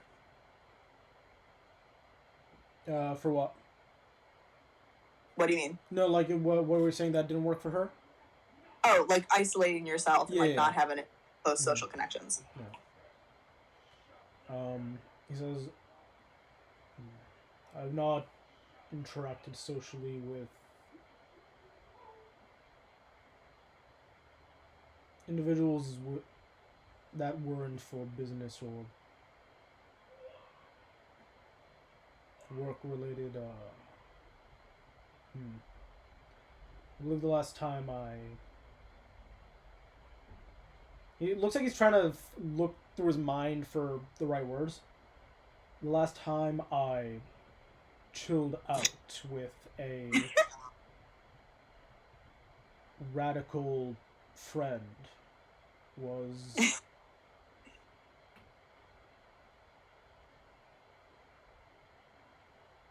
80 years ago, I believe, when I founded the medical institute up in, well, the kingdom to the north. Not Gastrorish, the one directly to the north.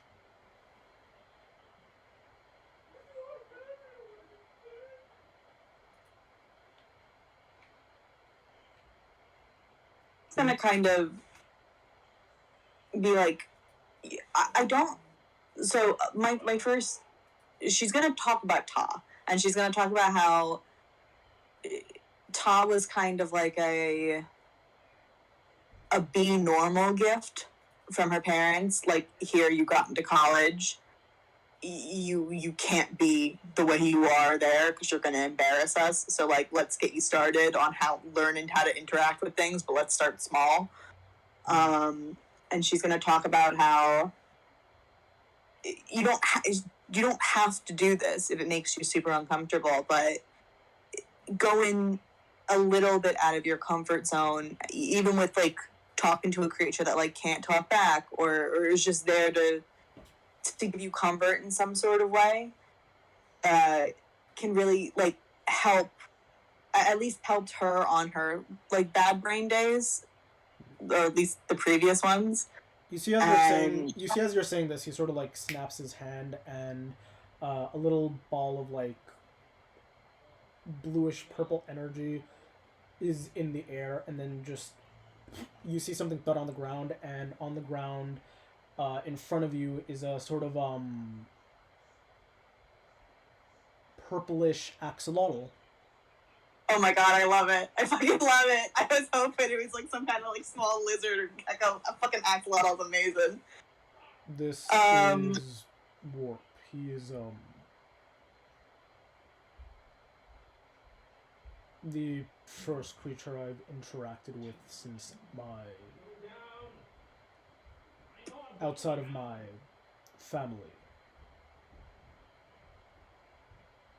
Leah's gonna kind of like coo at him, but make absolutely no move to pet him because she knows that like that type of connection with something is also kind of like an extension of themselves, and so like touching the Weird axolotl. enough, the individual same. says, "You may pet him if you wish. He is very friendly." How do you hold on? I gotta Google how do you pet an axolotl. The answer is if you make any physical contact with them, they explode. Well, I mean, they do have to stay submerged all their lives, so. I mean, is he in like a bubble of like? I was gonna say the very clearly magical. You are almost guaranteeing that this is a fine familiar. It doesn't necessarily have to be an exact axolotl's, physical needs, like in terms of being submerged underwater entirety. Okay, so she's gonna take like a finger then and like kind of like trail it, like so that she's avoiding his like gills. Yeah. The little axolotl smiles at you with like its big goofy face, and then just sort of like runs up your hand, and then just sort of like just sort of like runs across your shoulders and to your neck, and then sort of like licks you, and then like runs back down. Yeah, Leah's gonna cry a little bit. I am sorry, but I am not able to comfort you in the way that you may need. Leah's gonna brush him off and be like, "No, I don't want comfort. Like, you're good. You're fine. I get it."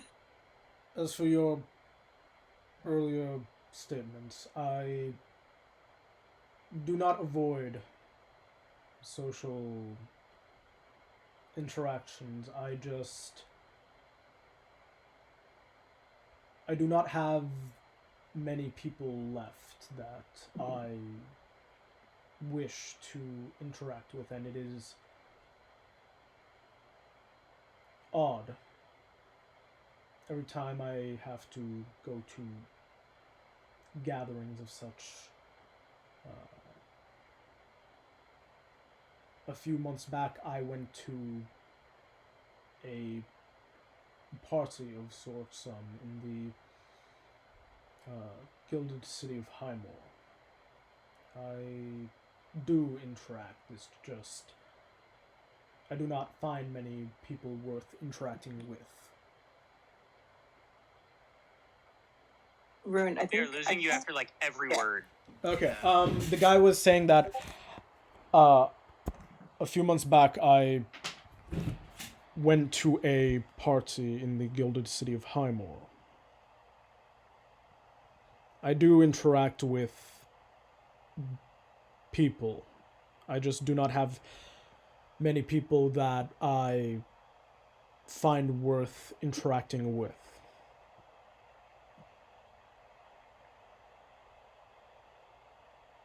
Do you hear me that time or no? Yeah. Okay. But the last word, which we're going to assume is with. With, yes. Leah's gonna be like, I like you. I think this is interesting. You're the first person I've met who's been like me.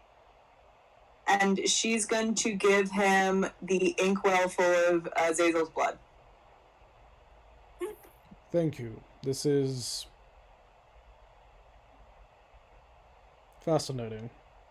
Leah's gonna nod and be like, yeah, I know it's fascinating. And she's gonna be like, it's like an Airgenazi's blood. I thought it was fascinating. I got made fun of for wanting it, but it's interesting. I will treasure this. She just starts collecting blood samples from every race. You're next. Well, she doesn't need elf one. She can get that herself. Half elf. Whatever. We're not interesting to her on. Okay. Bora is not interesting to her. He says, I believe a gift should be reciprocated in kind. He disappears for a moment, like just blinks and disappears, and then reappears maybe about a minute later with with a little envelope. Okay. Please. Thank you. And then she's not going to open it in front of him because she was taught not to open gifts in front of people because that's rude. Mm-hmm. You may open it if you wish. Okay, Leah's going to open it then.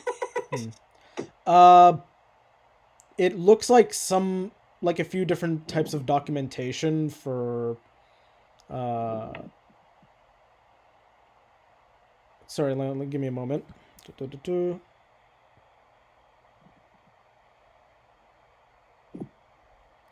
For the name Arisha Landcrest. Mm-hmm. It seems like different things like documentation, like for IDs for like the for like being a member of the Mid-Metal Kingdom, so on and so forth, like being a prestigious member of the, like a high-ranking member of the Watchful Order of Arcanists, for being a member of the Vesrati, sorry, the what was it? Like, it looks like a couple different types of government IDs. That's one way to get Okay. the ID. And what was the name again? Arisha Landcrest. I'll put it in info. Okay. I'm going to ask him about it. Just be like, oh, this is interesting. What's this? These are a false identity. This is a false identity. She's gonna be like, oh, okay. And then just be like, thank you so much. I forgot mine when I left Timor myself. And is going to store those away in one of her notebooks. Yeah. This will allow you access to information that would otherwise be much harder to get. But you must be able to adapt socially to make sure you can get away with it. Consider this both a gift and a push to learn how to read people. Leah's gonna nod, and then she's gonna just kind of sit there. And I guess, I mean, unless you want to tell me something else about it, I guess they're gonna just kind of sit there and work on their separate things. Yeah. You can just, yeah, like he actually puts up a little bit of a plexiglass window between the two of your desks. So you can still see each other, but there's like a sort of physical barrier. And he just sort of continues reading and writing in silence with you. And then he just Can sort I of... ask him to like conjure or like get some books on necromancy or like healing or something? What interests you in the field of necromancy? She's gonna like kind of just be like, if there's a way to bring Ta back, I would appreciate the like knowing how to do that or being able to contact somebody who knows how to do that. So if I could get some more knowledge on it, I don't want to just go into things without, like, I don't want to bring him back and suddenly he wants to like eat people. So I just want to do some like research. Can't a girl just raise a family in peace? Christ. He says, how long since they perished? Like less than 24 hours, right? About like 5 hours or so, 6 at the most. Yeah. So not a very long time. What were they? Can you repeat that one more time? What were they? They ask. Like what Ta was? Yeah. Oh, pseudo dragon. There may be a way to bring him back in a more semi-permanent form. Leah's gonna nod and be like, do you have any research on that, or things I can look up to? Within my studies, it has been shown that dragons have the capability of restoring life to lesser dragons in a gift to mortals. Oh no, we gotta get the milk. A find familiar spell of sorts, bounding the soul of the lesser draconian to the mortal themselves. You'd make your friend able to come back after a fatal wound, and would make sure that you can put him in a safe place as you desire. So wait, he's telling me to cast Find Familiar? He's saying that if you bring the body of Ta, a dragon might be able to sort of raise their spirit to an extent to make them a Find Familiar for you. And make it so that Ta can basically be a Find Familiar spirit so that Ta won't ever really die. And even if they take a fatal blow, you can just summon Ta back. Spirit and all. Essentially binding his soul to your mortal body in eternal slavery. Yes. It's sort of in a way, but you can also talk about the logistics and moral ethics of that, or question that as you wish.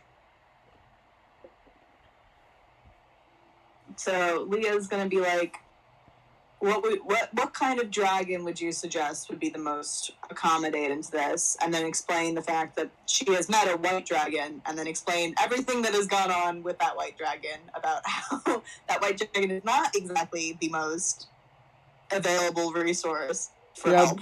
He just sort of looks at you and says, "You are likely being hunted at this very moment." Leah goes, yes ma'am, well.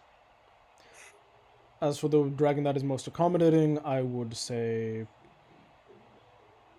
any dragon within the metallic variety is much more likely. Silver dragons are probably the best due to their fascination with mortals. Same with copper dragons. From what I'm aware, moonstone dragons might find it funny or might require something in return, but not anything malicious, just more of a spending time with them. Brass dragons will probably require you to stay with them for like a year, telling them stories. Gold dragons might be prudes, but they are likely to do so long as you give them a good reason and the spirit itself is willing. I would not suggest any within the chromatic variety. Greens you might be able to strike a bargain with, but that would require becoming a spy of sorts, at the very minimum. That's the least complicated thing you could offer it. After that, who knows? Leah's gonna ask him what he knows about the god of metallic dragons. From what I'm aware, Bahamut has played key roles within history and has come to the mortal plane against the divine curtain from time to time in moments of great distress for the world. From what I'm aware, the great dragon usually comes within the form of an individual that looks a little more within the monastic tradition and is generally accompanied by 7 golden canaries.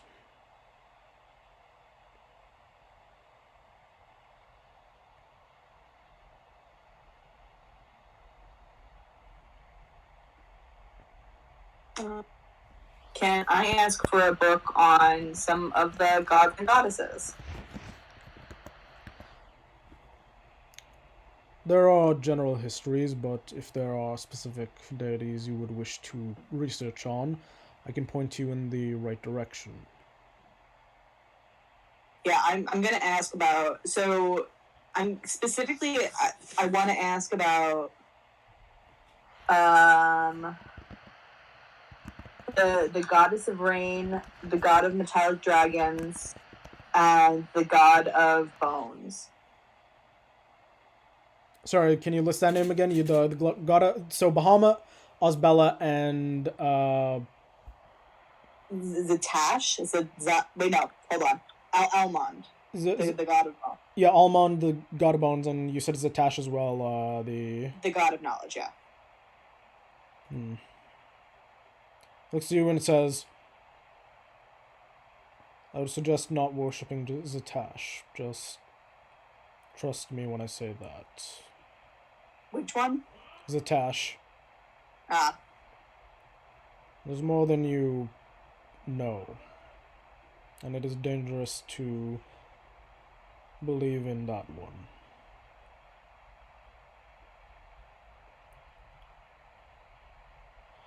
I'm getting strong Hermaeus Mora from Skyrim vibes there.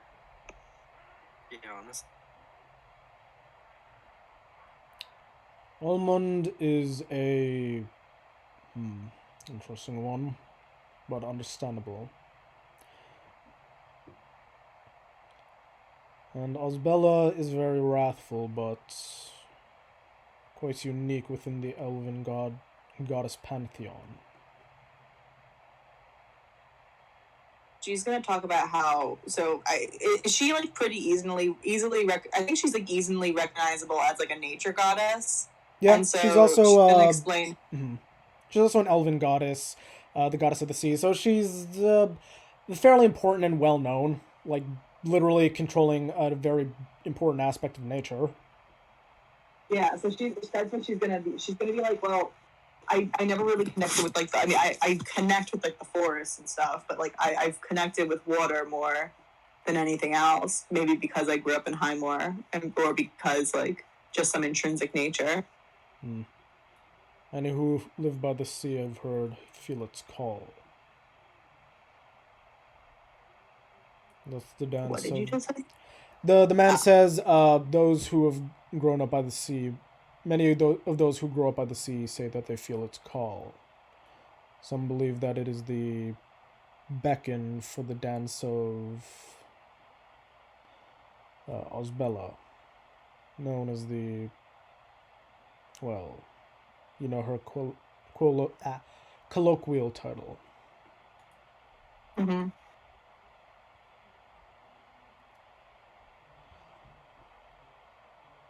I'm willing to tell you any information I may have on them, if you are willing to ask. What did you say? He said that I'm willing to tell you any information about them if you are if you want. Hello? Hello? Can you hear me? Hey? Yes. Can you hear me? Yes. For now? The guy says that he is willing to tell you anything about them if you want. Anything he knows about them? She just kind of wants to know just general history. Her whole thing right now is she was raised incredibly religious in like private, where it was kind of like but like only with the goddess of nature, which still respects. Like she's not, but also she's developed a close. Growing up, she developed a very close connection with Osbella, but there was kind of like there was obviously research on it in her family because like it's a nature elvish god, but like not a whole lot and very biased in the sense of like not as important. And then from her siblings came the other 4 that you sent. 5 that you sent me, and so she wants to learn more from that about that, just like general things. All right.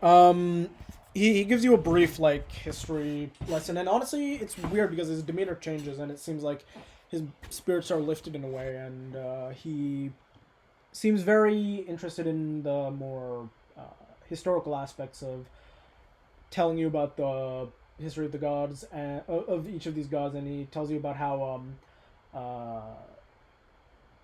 Osbella is like a hermaphrodite goddess.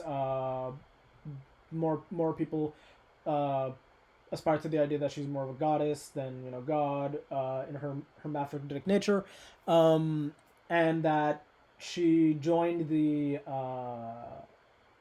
betrayer gods during the Singularity War between those of the betrayer gods and the ruling gods in well, many of those who believe and follow Osbella to be like a shifting of the tides, like a changing of the status quo, almost in an anarchic sense. Like some people believe that she's in a way very anarchist, like pro anarchy, due to the ever shifting tides of water and the nature of like never being stagnant, and thus has a very odd relationship between not even necessarily all the gods, but even just specifically more so the other elven gods, because many of them were not part of the betrayers. The only other one who was part of the betrayers was the Spider Queen. Why am I really forgetting names? Lolth, who, even though they were on the same side, history, like you said, that the history was complicated due to even what during the war they were still sort of fighting each other in a way, like their followers would be at war with each other, but Osbella herself seems to have like a sort of semi-aggressive stance towards Nalia, not because of any real thing, but more of the sort of dichotomy between water and earth. Nalia, on the other hand, seems to be very available and open to Osbella and her ways, and even her followers. But Toric and Osbella, specifically after like Osbella joined the Betrayers, like later on in the war, earlier part of the war, Toric and Osbella were constantly at each other's throats, and they sort of just had a like hateful relationship with each other, but never actively encouraged their followers to fight one another. And would even like before the sort of like divine curtain sort of lessened the gods' direct influence on the world, they would come down and involve themselves and like stop any conflicts going between their followers. Even now, their followers sometimes like semi-skirmish, but don't really get into full blown hateful battles. And Osbella is known to be very wrathful and twisted for those who step on the sea. In a way, like anybody who's on the sea is basically at her whim, and while she controls to a small extent like the waters and whatnot, like lakes and stuff like that, she doesn't seem to really do much against those who are on more stationary bodies of water, but on the sea she seems to take a sort of sadistic pleasure in drowning people, or like specifically like sailors, pirates. There hasn't really been too many instances of stories of like those who have talking about Osbella who enjoying drowning like fishermen or anything like that. So it's unknown if she just has if Osbella has specifically a thing against like piratery, or even just sailors in general, like those who just open the sea and whatnot. Many know that she's especially wrathful when disrespected out on the open waters, or like if someone were to tempt fate out in the open waters, then it usually ends poorly for them, and is known as a bit of a tyrant.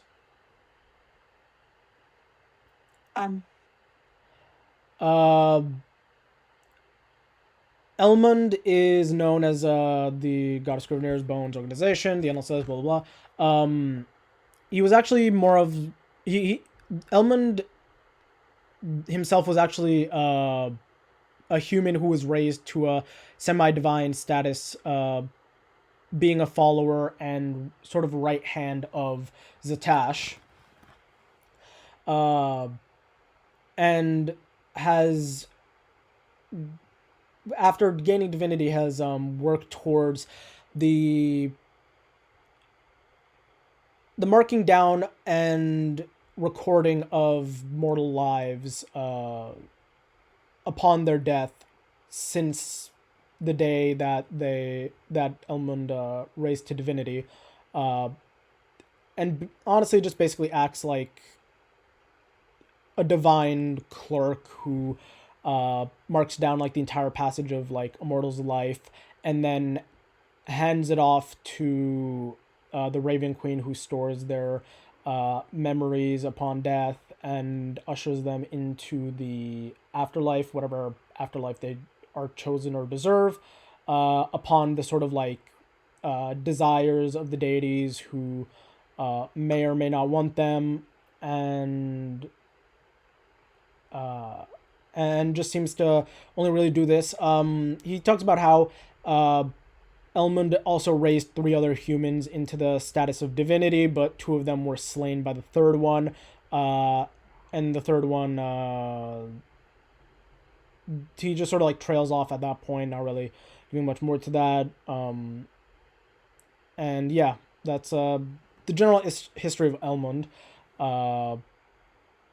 And wasn't actually really part of the war, was actually raised into the sort of semi-divinity that he enjoys now, after, like, well after the Singularity War.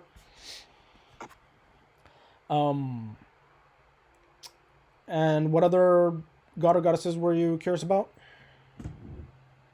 I mean, the platinum dragon. I Yeah, guess is Bahamut. the other one that I'm. Yeah. What's it called?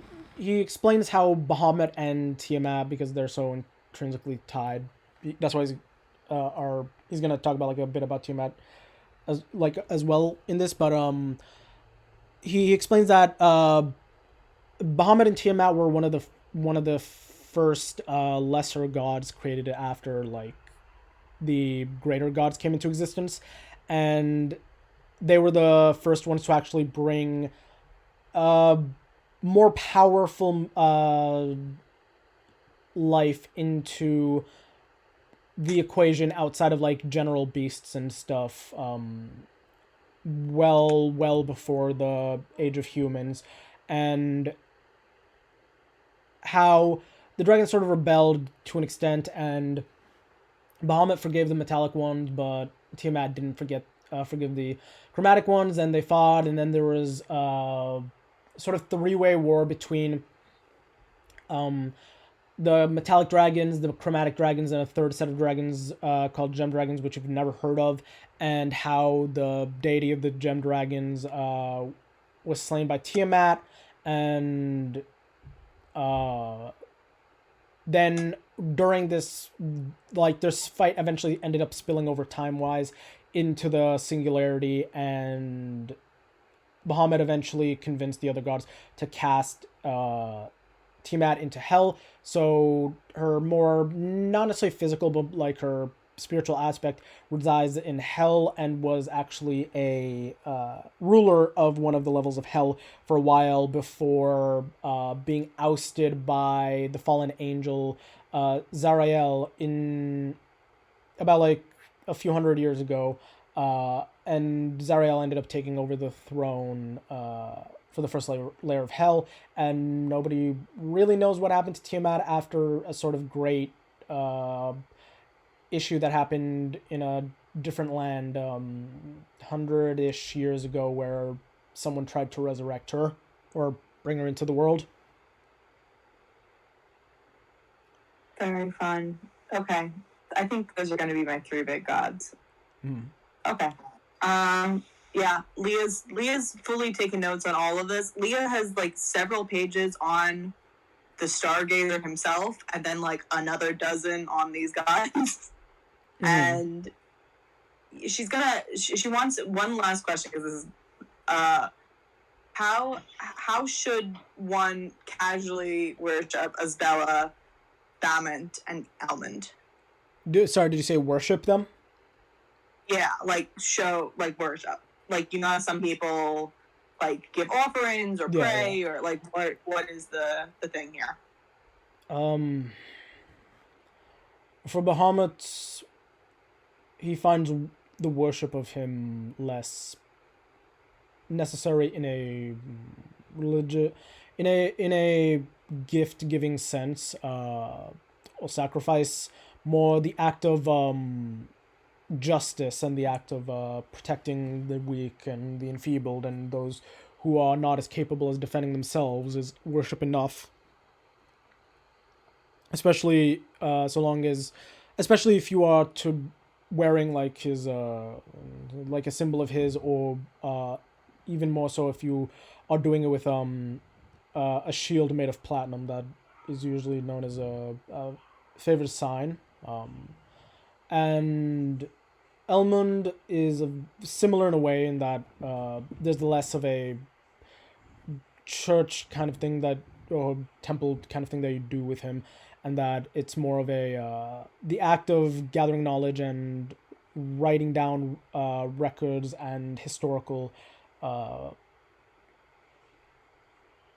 historical facts is a form of worship, especially those who go into a sort of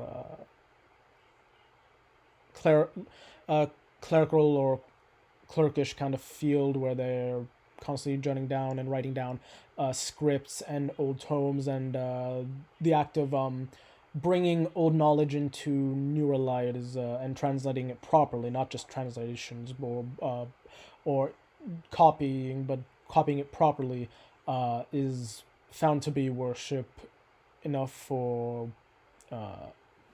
Elmund.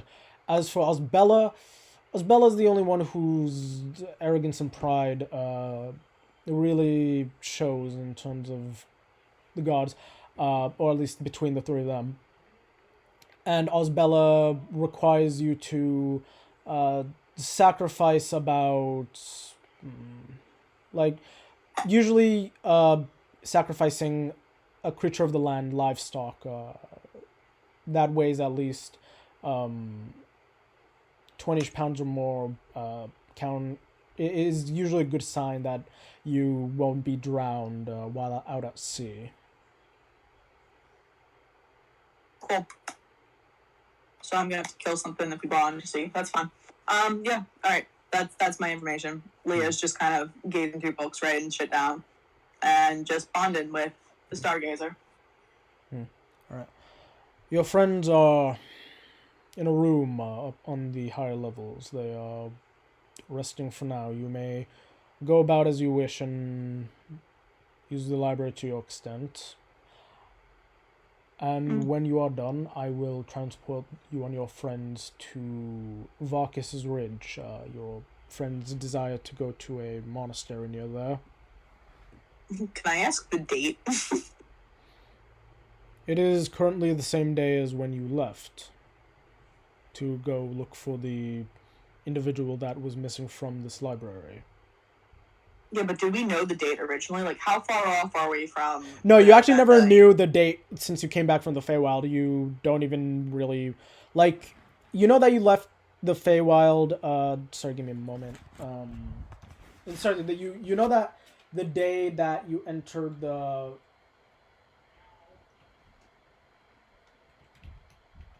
that you entered the Feywild was... let me get my notes because it has been a while. It's been... How long is a while? No, I mean, it's been a while for us as the players. Oh. Oh, I was about to say, like, did we ever get confirmation of, like, how much time passed of being in the Feywild? That's what I'm trying That's to what do I'm now. trying to tell you, but I need to get the info. Like, how soon do I need to be in a phrase? Is what I'm asking, essentially. Yeah, no, I know that you're like, oh yeah, I have like, you remember that you had like 4 weeks left, I think, 5 or 4 weeks since, until your sister's, birth, so yeah, I'm getting that for you,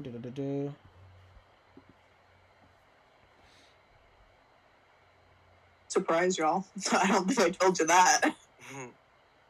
Yeah, sorry, that was my bad. I'm just Fine. I'm literally blindly trying to get information, so I'm not using filters at the moment. I might end up accidentally revealing some info. All right.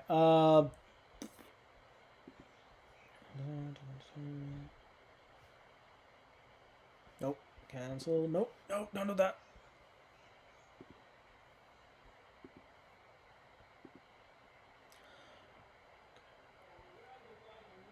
The monastery's in Okay. the ridge, right? What was that? The monastery's near there, not too far. At least Bora knows that. So he says it is currently the 12th, the 12th of Golden Harvest. And so that means we were in the Feywild for how long? About 3 days. Okay, so we still have a while. We're fine. And by the end of this day, it'll be the 12th. Or did I say it was already the 12th? Whatever the next day. Information is pain. But yeah, you still have maybe about like 4.5 weeks left. Okay. Yep. I'm going to go wander. I'm going to go look for a medicine kit and then go look for my friends. All right. No medicine kit found. Just looking around. And you are given the direction to your friends by Stargazer. Cool. And then I'm going to go watch them sleep and take notes. All right. As you watch them sleep, Henna seems a little bit aggressive in her sleep. Orange seems to be sleeping like usual. Bora seems to be twisting and turning. And eventually, yeah, and Sir Dilf himself, you see that he's awake and he looks recovering but fine in a broad sense. And he himself literally almost seems to be sleeping like a statue in that he doesn't seem to really move at all. Like, it's barely even noticeable that he's breathing. He is a vampire. Who's the one that someone thought was a vampire? Enoch thought that Kyler was a vampire, and he knows that No, he Azazel's a thought vampire. Obsidian was a vampire. Sorry, yeah, Obsidian was a vampire and knows that Azazel's a vampire. But yeah. Because the Yuan-Ti had fangs and hissed at him. Yeah, so, as you're just watching them and taking notes, eventually the first one to wake up is Sir Dilf. And he greets you very warmly, about 5 feet away from you, not making any contact.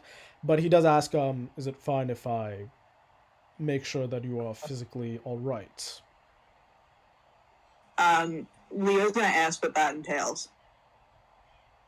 Just asking you to spin around to see if you are bruised or harmed in any way. Yeah, she'll spell him out. As long as he doesn't touch her, she's fine. Did you notice any And then wounds on you? She's gonna explain to him, like, first of all, she's gonna explain to him essentially autism. And she's gonna explain how, like, she's gonna have, like, bad days and how she has to be the one to initiate contact and, like, can't have people randomly touching her. I just believed that you were a reserved person. I do not know this is an ailment or...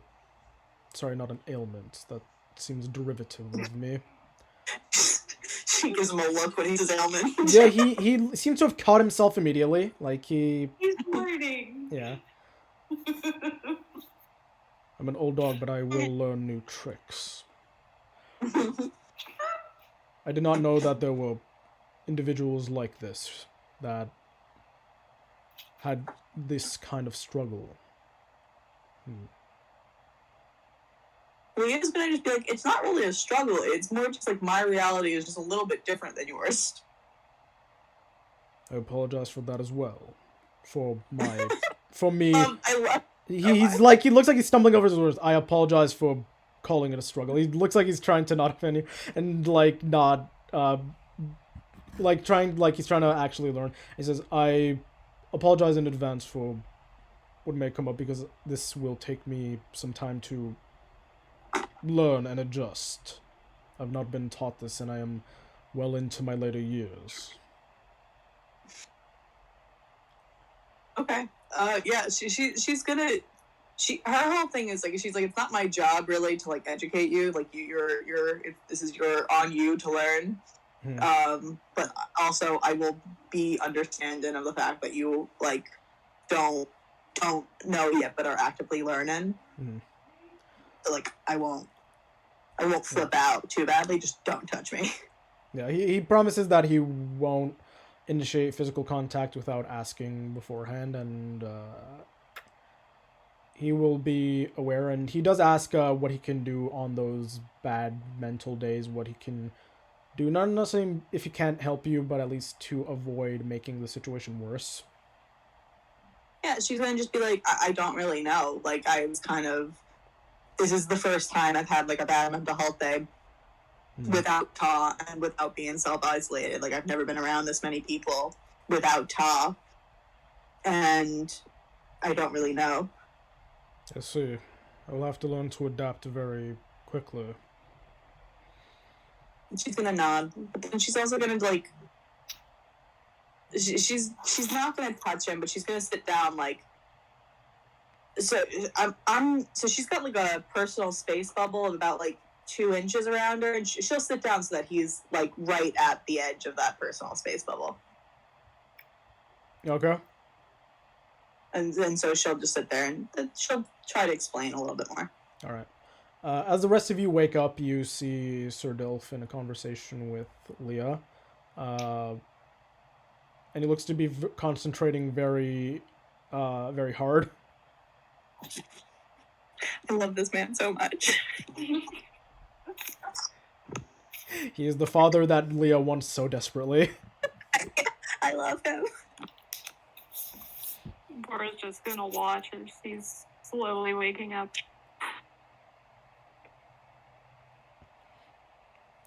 You guys all see Leah there. Looking in, I assume at least a bit better spirits as she's regarding you and doesn't look defensive.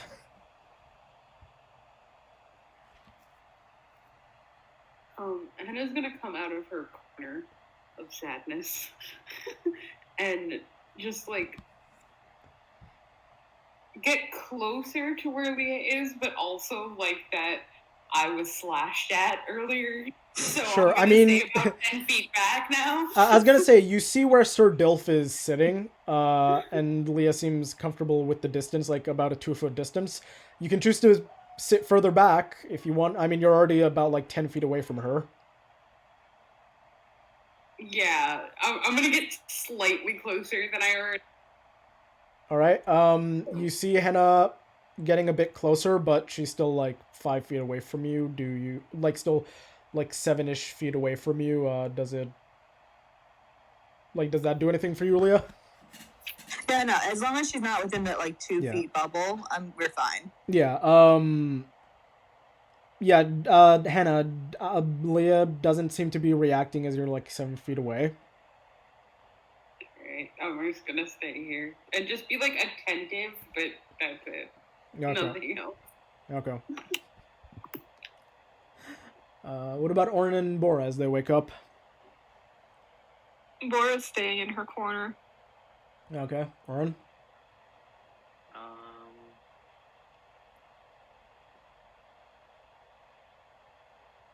He's just gonna,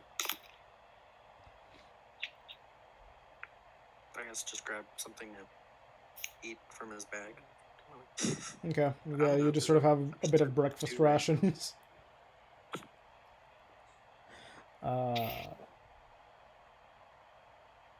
Eventually, He's gonna call over to Leah and like just ask her, is he doing okay or better at all?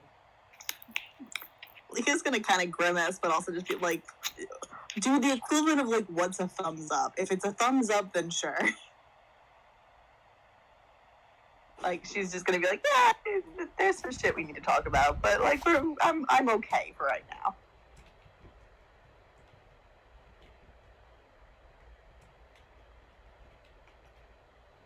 I'll just nod and just be like, he's there if she wants to talk. As you're in the middle of talking, you see the door open up. All right, it's time for you all to go. Laura gets up. All right, let's go. Pout. Strong pout, but stands up.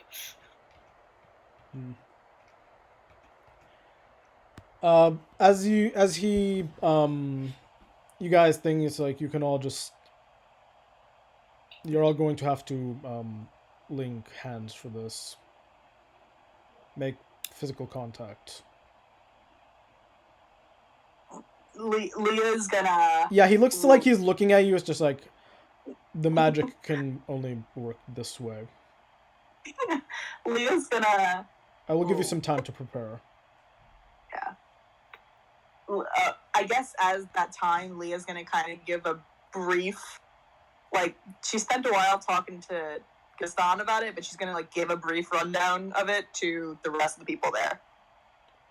Okay. Yeah, so Leah explains her situation, how she's on the autistic spectrum, and basically why she has these rules of like physical contact and stuff like that, and about the bad days and stuff like that, and how Ta's death is essentially putting her in a more vulnerable state socially and safety-wise, like at least for mental safety.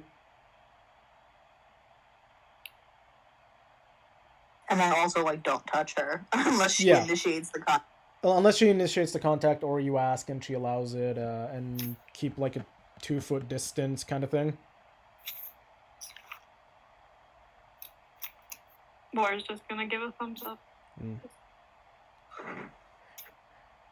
I assume that there's slight exclusions to the rules, like, you know, in life or death situations, like healing magic that requires physical touch, stuff like that. Yeah, like life and death shit, it's like pretty, like she might flip out about it a little later on, depending how prolonged. Well, I was gonna say, I don't know if she mentioned it in her talk to the rest of them or if they'll have to find out. Yeah, no, she would have mentioned it, because she probably, knowing her, she's probably almost drowned several times, so I'm assuming her siblings has at least at one point had to grab her pretty suddenly. Yeah. Like, not just the drowning thing, but like in addition to other stuff, I'm pretty sure one of her siblings has had to grab her randomly. Yeah, it's also a situation of she's traveled with these people enough and she's had like life or death situations enough that she's smart enough to realize that if she's unconscious or if she desperately needs it and can't necessarily outright say it in the middle of a fight, then, you know, she might either be okay with it or she might at least say that I might be a little like defensive afterwards, but I will appreciate if you keep me alive. Yeah, she's like, yeah, like, I will touch you, like, I will grab you, just like, keep me alive, I'll keep you alive. All right. So yeah, Leah revealed a very important part of herself and talked about how her reality isn't necessarily your guys' reality and how she sees everything and all of you much more differently than you see yourselves or see each other.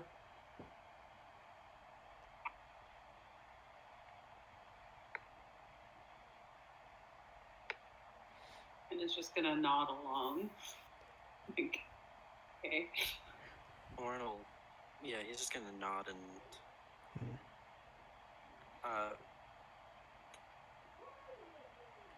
yeah, there's not really much to say about it, I guess. Yeah, this is a new experience for all of you. So given that, how do you want to proceed with the magic teleportation?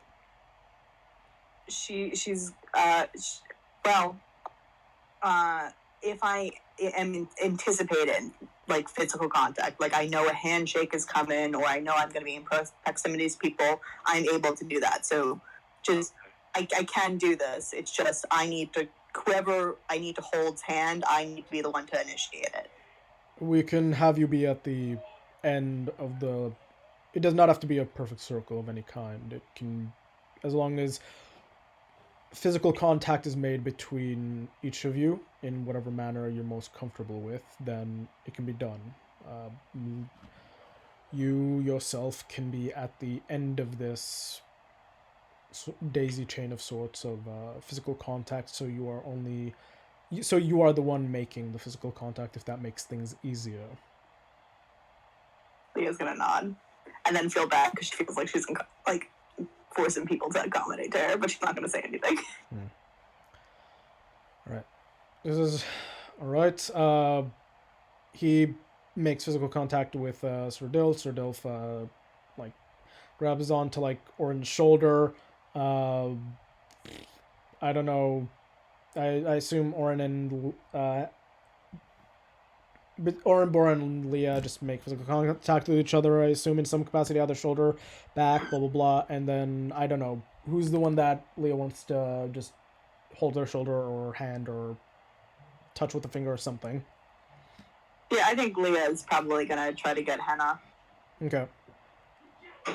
So yeah, Leah makes physical contact with Henna, and you hear him chant out something before it feels like all of you from your belly buttons are being pulled like through this tunnel of changing, like altering blue light, and it makes you feel like you know that feeling where you almost throw up, where like you feel something lurch in your belly, and it almost makes its way up, but then it stops. You guys all get that feeling and find yourselves. I need one of you to roll me a D100.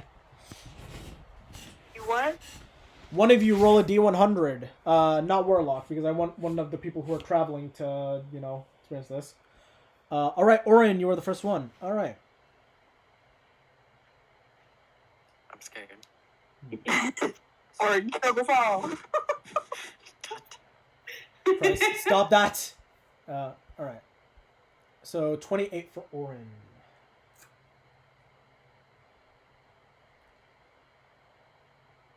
Fun. You guys get a magical mishap because you rolled on the mishap. Oh my god. You rolled on the mishap table for the teleport. Oh no. Why did I do this? How far away do they get dropped?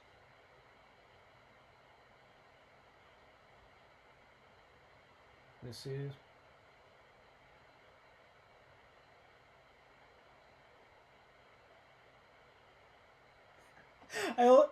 Funny enough, I would have needed you guys to reroll anyway, so Bora gets to... With Bora's roll of 45, let's see what happens. Alright. There's a mishap, and you guys are off target. But you guys each take 3d10 force damage. Let me roll that damage to see how much exactly. Great. Ow. You each take Fun. 17 points of force damage as you are rushed through this blue light and feel yourselves like forced through rock and gravel and whatnot, and as you guys see feel yourself stuck in place in a mountain, then do just another burst where you guys teleport and immediately feel yourself like slapped by a tree, like ran face first into a tree, then right into a brick wall as you see yourself inside of a town. And let's see exactly what happens with that off target. So, Orin, are you unconscious yet? Nope, I have 23 max HP now. I am Yay! how Ooh. fine. Okay, I need one of you guys to roll me a 1d10. Sorry, one of you roll a 1d10, another person roll a 1d10. I'm not doing it this time.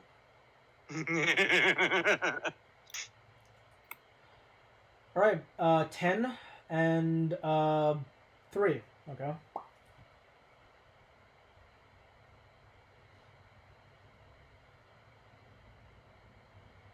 I'm at 9 hit points. I need to do a bit of math here, so give me a moment while I grab a calculator. No, you do that. We're fine. No, it's good. This is amazing. If we wipe here because of my bullshit. Oh no, let me tell you this. You're not taking any more damage. The damage is done, like physical damage is done. But I have to see exactly what happens. Don't know if that makes me feel better or not. The physical damage is done, the emotional is not. The emotional never dies.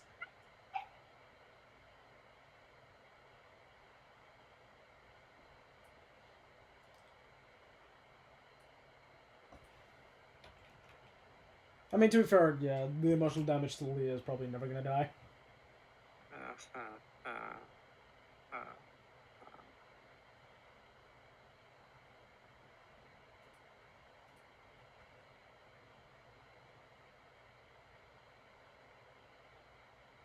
Mark me down as scared.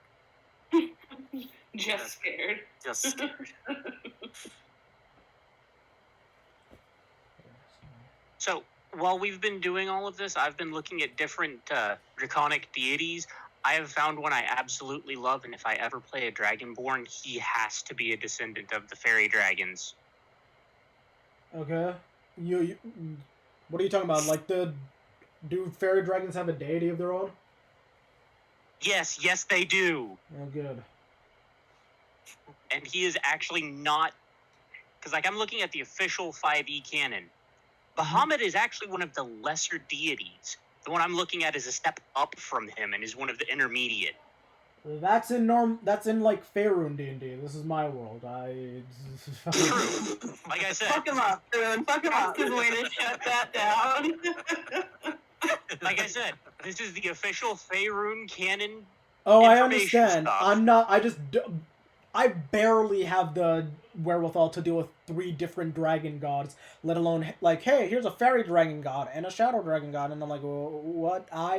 Fuck it, I'm done with dragon gods. I don't need 15. I haven't even gotten into the giant gods. Like, I know of one, and then like there's like 15 others, and I'm not even delving into that. In Faerun, according to everything, including demigods and their now dead gods and one unknown, there are 18 draconic gods. I see. Fun. But yeah, no, the reason why I absolutely love the fairy dragon god is he is nothing but a prankster, and one of his favorite pranks is to create an illusion on the posteriors of humans to make it emit a red light, and it radiates red light and will start singing. So what I'm hearing is that it's basically an ass. Yeah, I was literally thinking it's like Rudolph, but if it was even more cruel.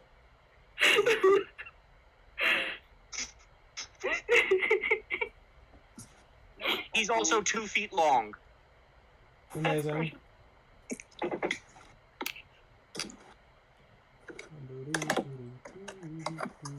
Hey, how much math are you doing, Rune? This is alarming. It's an alarming amount of math. Yes. This is not good. Terrifying. Our concern grows. It should, because I have to actually calculate what happens on a mathematical And he has to scale. figure out how far off course you guys have been teleported. We get teleported to the end of the campaign, and everybody lives, and everything's great. No, we get teleported directly to Bora's monastery. All right, I need one of you guys to roll me a d8. Right? 8. There you go. Okay, 6.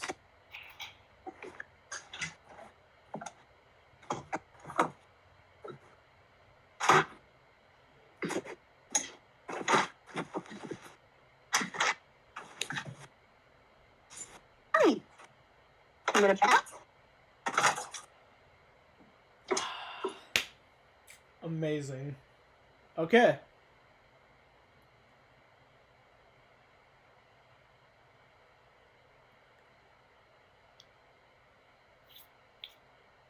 Tell us how badly we died.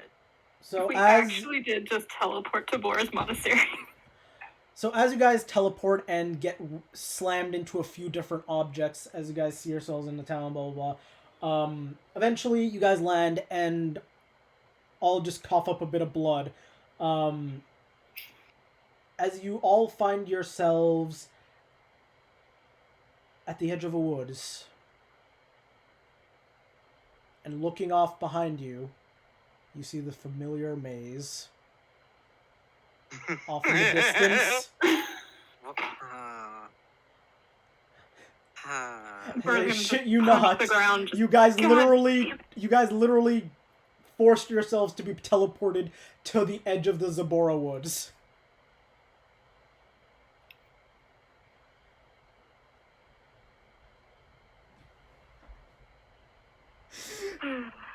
Oh my god. That was... I don't think this could have gotten better if we tried.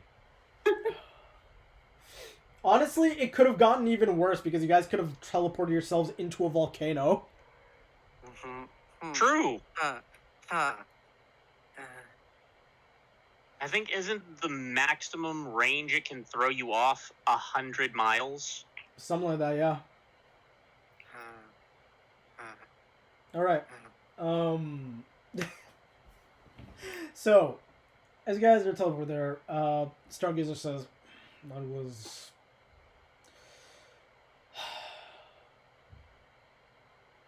This magic is never quite so precise. Give me a moment. As you see him just sort of like cast something, and you see runes appear around his ankles and the bottom of the soles of his feet, and he just starts moving up and flying, and he goes high up in the sky until you guys can no longer see him. And eventually, a few minutes later, he comes down and he says, "Alright, from my calculations and from what I could see, we're roughly around between 10 to 18 miles away from Vaucus's Ridge. I'm sure you can walk the distance from here. It'll be about half a day's travel or so."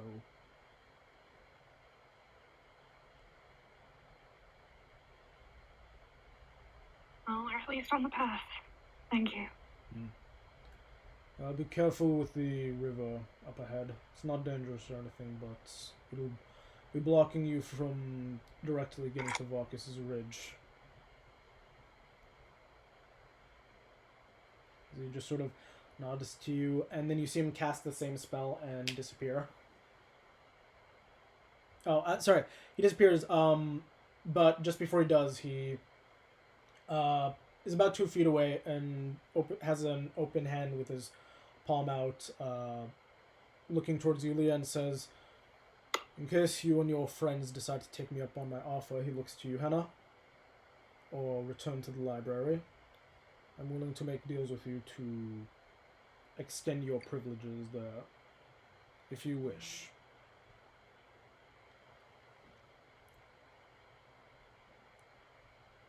He is gonna nod and be like, "Well, if you ever want to have some interesting company or something like that, feel free to contact us just for that too."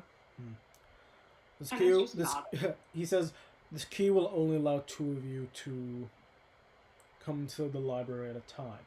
So choose your 2 very carefully each time you wish to visit."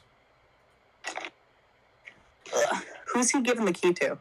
He's just sort of holding it out, but he's looking towards you. But he seems to be addressing everybody. Hannah's gonna go take it.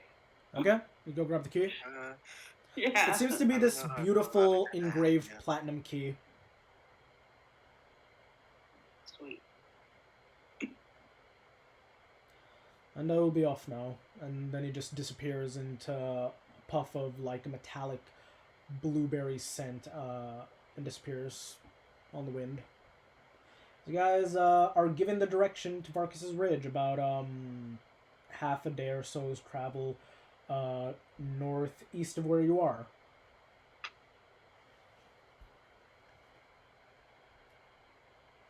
Do we have some of those healing potions on? Yes, he brought with him the case that you guys never actually ever really picked up, with the 4 remaining healing potions and the strange metallic cube. Can I do an identify on the cube? Yes, you can. Give me a brief moment. Very cool. As a ritual. Can I do that as a ritual, or is that just a thing? You can do it as a ritual. Whenever. Yeah. Okay, here's how it works. If you have the identify or any spell with the ritual tag prepared, you can cast it using a spell slot, which will be whatever the time it says to take to cast it. So most of the time, it's usually like around a minute, 10 minutes time to cast those kinds of spells. When you cast it ritually, it takes about 10 minutes plus whatever the normal casting time is. So usually around 11 minutes or so. So it'll take about 11 minutes of ritual casting to cast the identify spell, but it won't spend a spell slot. Yep, let's do that. Okay. Where did you get the cube from again? It was one of the Sure. one of the rewards given to you by him when you finished the job. He brought you 7 healing potions in this cube. Right. As you cast the identify spell, Leah, you hear, "This is the identify spell." I love this. Really? I love it.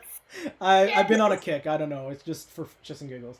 This is the identify spell, and this item is known as a cube of teleportation. While holding onto this cube, you may press it onto a teleportation circle. Upon doing so, its glyphs will be inscribed onto the cube, and you may use it. This cube has 3 charges that are regained per day, per long rest. Upon having a glyph added onto the cube, you may then at any point expend a charge to place the cube on the ground, pressing it down for 1 minute until the glyph appears onto the surface of the ground you are standing on.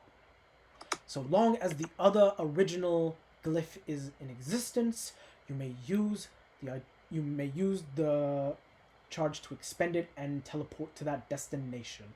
At which point the inscription on the cube will dissipate and must be added to again to be used in the future. Okay. This has been the identify spell, and I hope you have had a wonderful time. I was gonna say thank you to the identify spell. Sure, thank the And we need to say nothingness. thank you to Dimension 20. Yeah. Yeah. Why not? It was a funny idea. Like, I figured Leah's weird enough that she'd get a kick out of it, and also it probably works because her mind isn't as, her mind works differently. So just to clarify, we have this cube that we can put onto like a teleportation, like Circle, and basically it copies the teleportation circle onto the cube. At any point, you can press the cube onto a surface, expend a charge, and it takes a charge to add the teleportation circle onto the cube's face, and at any point you can spend a charge to then teleport back to that original glyph, and then you'd have to essentially either add the glyph onto the cube or whatever you want to do, depending on how many charges are left during the day. and we get 3 charges, right? But the glyph goes away after 1. What it is that you have 3 charges to use per day to like either add a teleportation circle or teleport using the teleportation circle, essentially spell. Okay. But there are 6 sides of this iron, like 2-3 pound cube, so it can hold up to 6 teleportation circles that you can use to teleport wherever the teleportation circle is. And currently, there's actually 1 circle inscribed onto one of the faces. You do not know where it leads. And the identify spell doesn't know that either. The identify spell did not mention, and you did not ask. God damn it. You can ritual cast it again and try and get more information out of the identify spell. Yeah, I'm gonna do that again. Alright. You ritual Okay, cast the this identify is- spell and it says, "Welcome to the identify spell. What can I do for you today?" There's a glyph already in here. Can you tell me what this glyph is?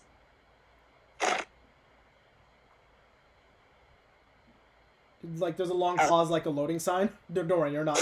You weren't. We heard you. We heard you. Like how there's, I No, like Leah the does fact that too. She's gonna be like, hello?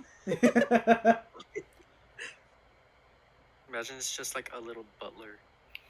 Oh, Hologram. God. I can't help but picture Arthur Eggfort. You know what? You're not completely wrong. To be fair, Enoch is your Arthur Eggfort. Dear gods, please no. What do you mean, Take please that no? all He back. basically is. Like, do you really need me to explain anymore? But yeah.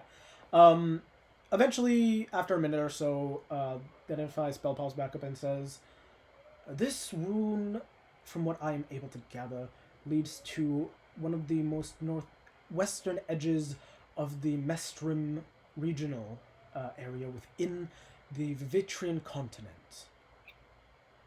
Directly north of this kingdom itself, on the other side of the Greyzale Tangle. This has been the identify spell, and I wish you a good day." Oh, is it the fucking hospital?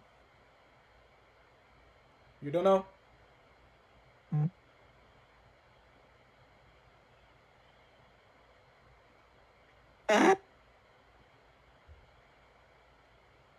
The exasperation.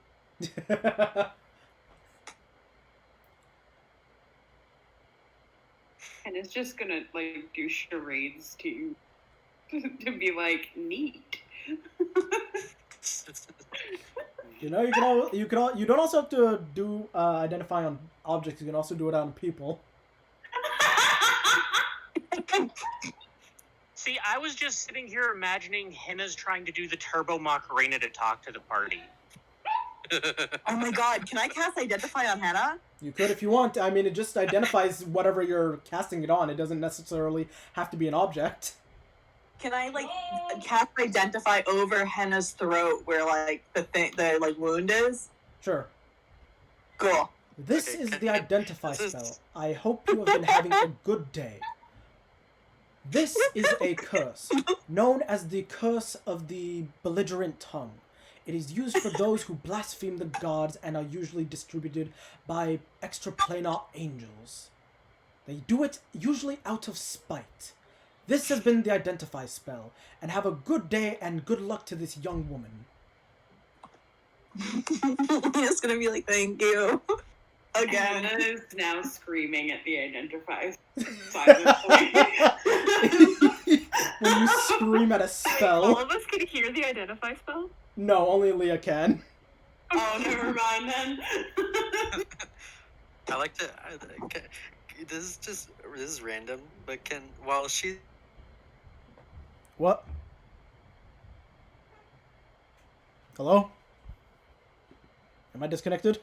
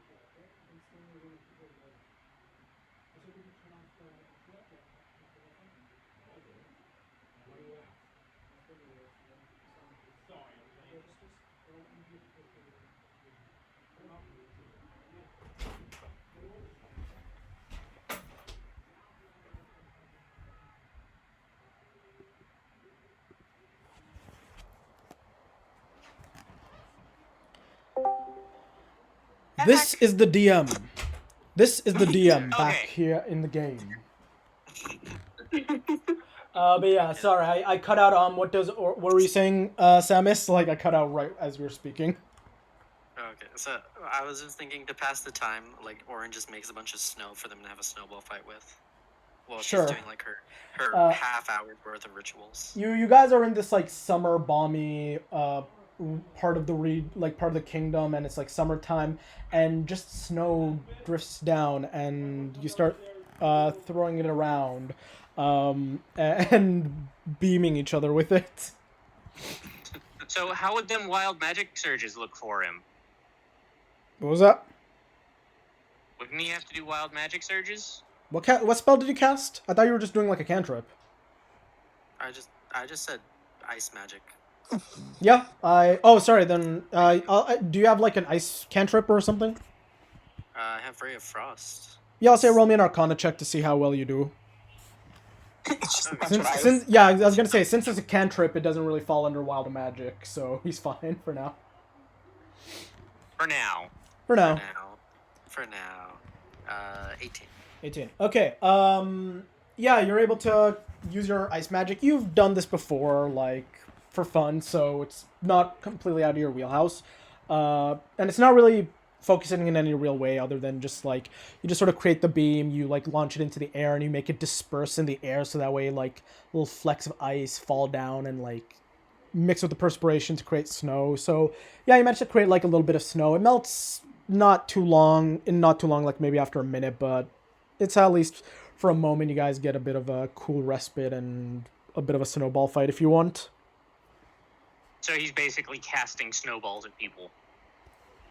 In a way, yeah. But more like he just creates the material so that you guys can use snowballs for whatever ill or fun purposes you may have.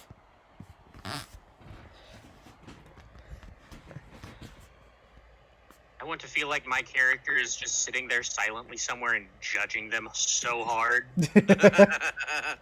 Leah, you hear in your head, this is the identify spell. Come to remind you that the individual who cursed that young woman from before with the spell of the belligerent tongue, of the curse of the belligerent voice, was a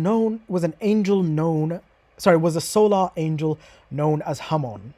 This has been the identify spell. Have a good day.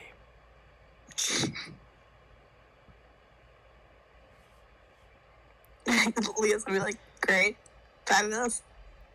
And then just watch the snowball fight.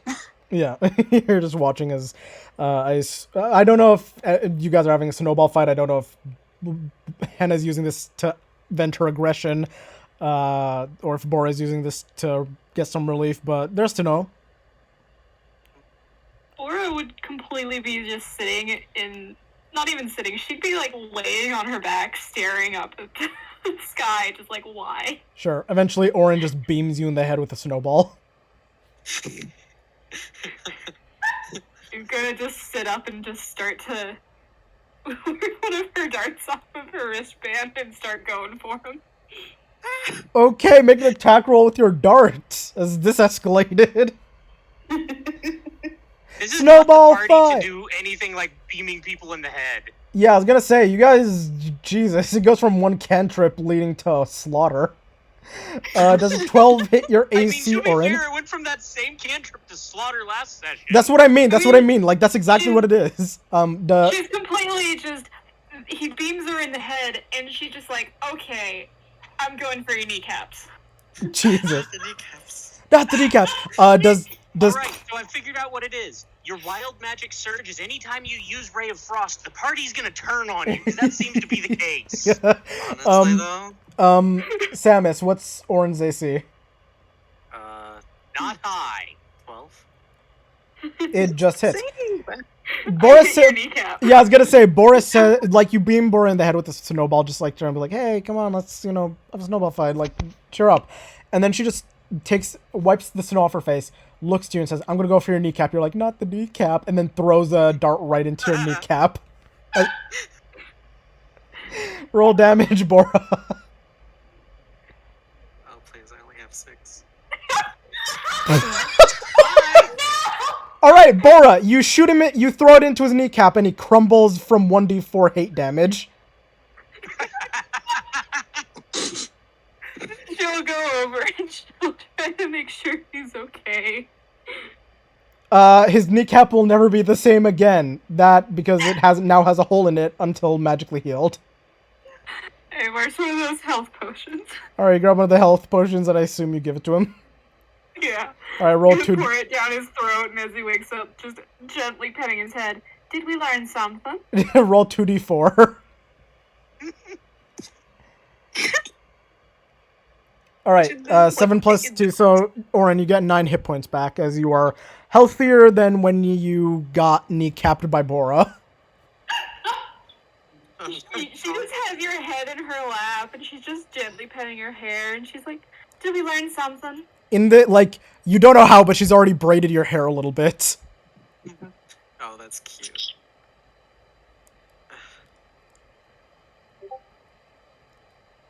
All you remember is the last thing was you said, not the kneecaps, and then you just sort of literally folded it on yourself.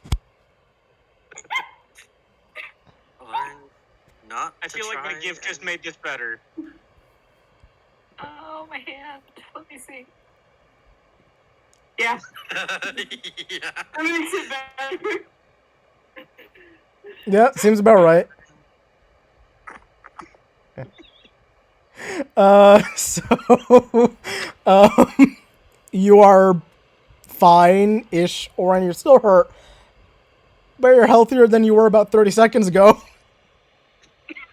I'm calling this an absolute win. It's technically a net positive. Exactly. I like how the biggest threat to this party is not enemies, it's each other. Yeah, I was gonna say, really, like, Exactly. you guys had 7 healing potions. 4 of them have been used. Only 2 were useful in any capacity. 1 was wasted on trying to fix Hannah's voice, and the other was done by a self-inflicted wound. Or a party self-inflicted wound. Okay, so, After he wakes up, Bora's just gonna be like, are we done here? Can we start headed there?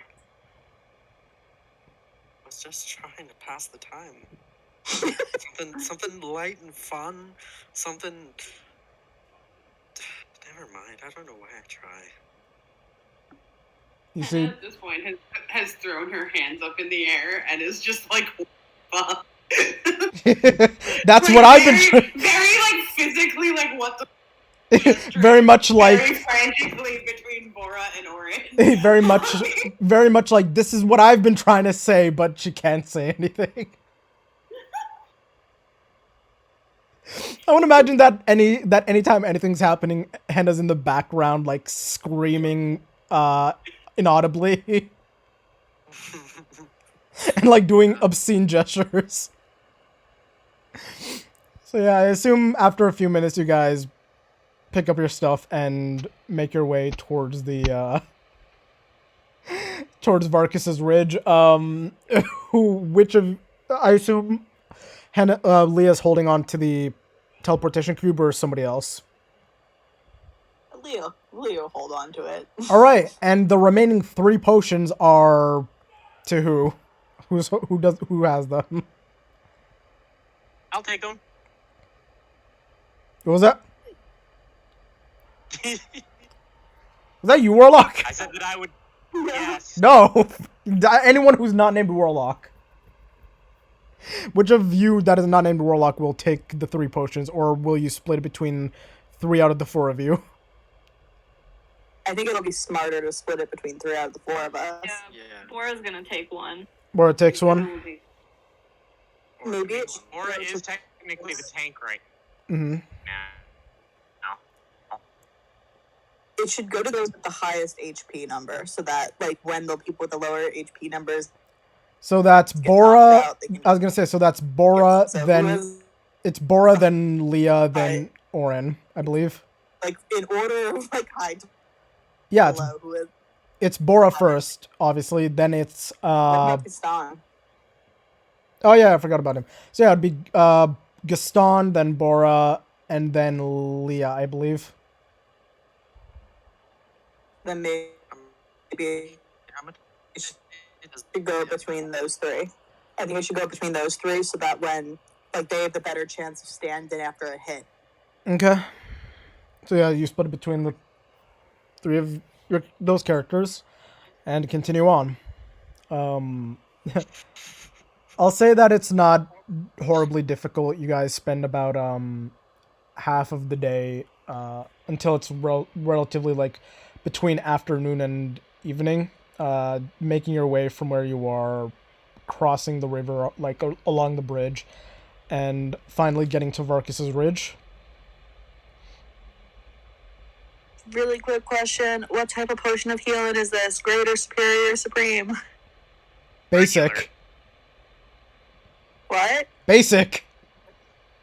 Basic. Cool. You think you got 4? You think you got 7 supreme or greater healing potions?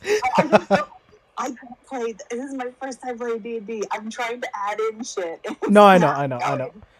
I mean, it's like any other game. It's just like, whoa, you guys are not high enough level to even have access. And if you guys get like 7 of those in one go, then you've really either earned it or an NPC is trying to be your sugar daddy. Harder, daddy. Anytime Leah looks at Gaston, father, sorry. Oh no. We'll get to there with Orin. No, Orin will be daddy, sorry. Or Leah's father, sorry. Oh god. No, what it's gonna be is someone's going to call Gaston daddy, and he's just going to at some point, son. Serpentious. Didn't that interaction already happen? And he's just like, I am not your. Yeah, like, you guys called him, Dilf Daddy, and he was just like, I am confused by this statement. I am nobody's father. Yeah, no, I'm waiting for him to develop a sense of humor, and he's going to do his deadpan joke of, son? Either he develops a sense of humor or he actually develops like paternal feelings towards all of us. Yeah, fair. But yeah. So that's what's going on. So you guys are making your way towards or finally get into Varkus's Ridge. With the sort of wooden gates marking your entrance. Not necessarily a large community going on right now. Very small village. And so not much of a guard presence outside of the few soldiers that are here, likely due to what happened to Highmore. Bora's gonna look around and make sure he doesn't see any signs of any monks coming through recently. Sure, roll me a perception check.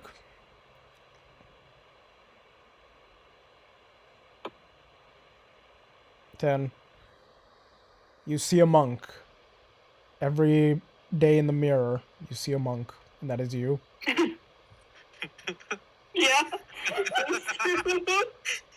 It is not the best monk, but it is a monk. It is a. Why do you have to just go and say her internal monologue? God. This is just destroy the ego of every character this session. Isn't that just Mine's been fine. Not every session. It's usually not every session that this happens, but this is No, specifically. every other session is destroy the character. Yeah, destroy the character, but this is destroy the ego of the character. Yeah. Squirrels in my attic are fighting. Or having sex. Or both. Giggity. Who snorted? I don't know. Which one of you? A whole bunch of No. scampering directly above my head. No. Which one of you snorted? I need to know who to shame. What? What? Somebody snorted while laughing. That was me. Oh, I'm probably trying to me. drink water. Okay. I heard there's squirrels in my attic that are fighting. Or having sex. I just heard. I mean, it was just completely silent, and then it was just a whole bunch of scampering, and I don't know. I can't tell the difference. Oh, this party. Okay.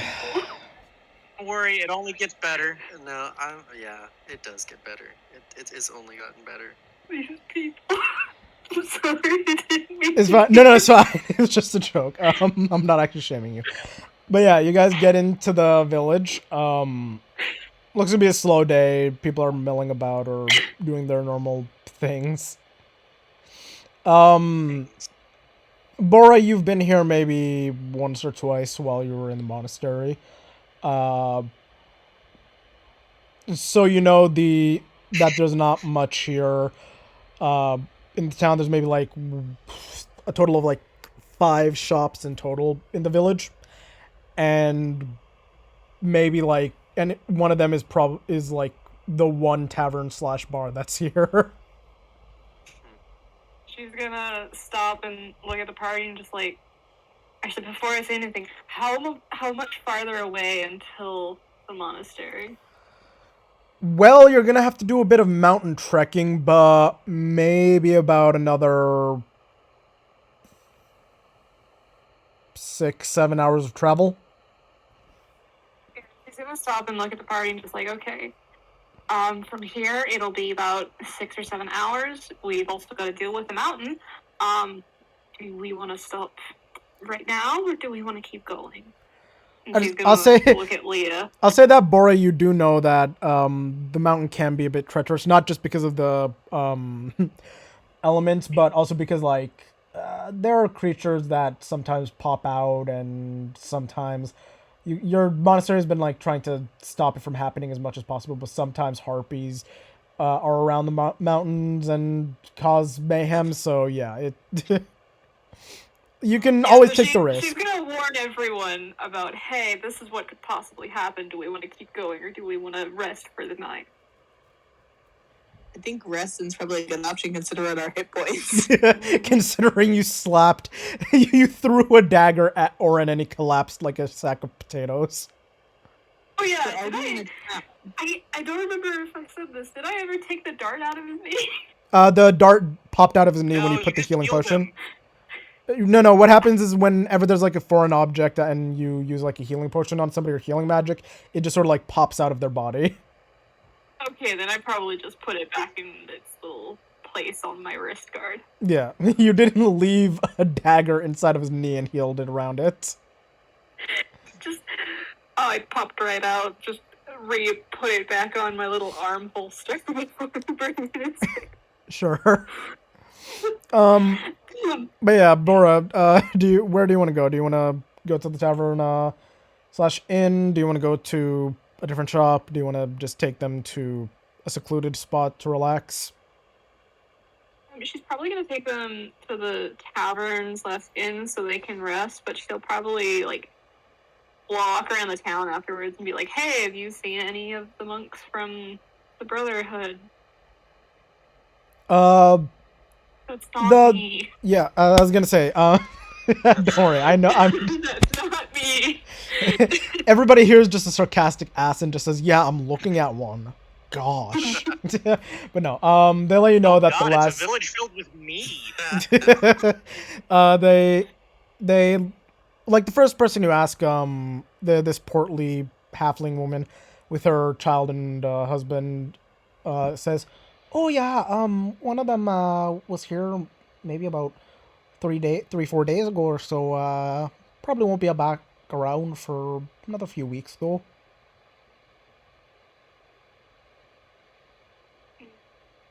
So they were here. Did they go back towards the monastery, or did they go somewhere else? Oh yeah, they went back to the monastery. Good. Thank you so much. All right, have a blessed day, child. Then they just walk away. As that's happening, is there like a shop somewhere around here? Bora knows that there are a few different shops within the village. Yeah. What kind of shops are in? You'll have to ask Bora. Fuck. Bora, what kind of shots? As I tell you, Boris, so you can relay this information. Bora, you know that the village has a hunter-gatherer shop, like bear traps, blah, blah, blah. They have a general goods store that's honestly more like a thrift shop, and acts like a sort of hub for the village. So it's just like, oh, look, Marianne sold her, like, clogs. I wonder why she did that. Oh, well, I guess I'll take this for a steal of a price. Why does it feel like this is Minnesota?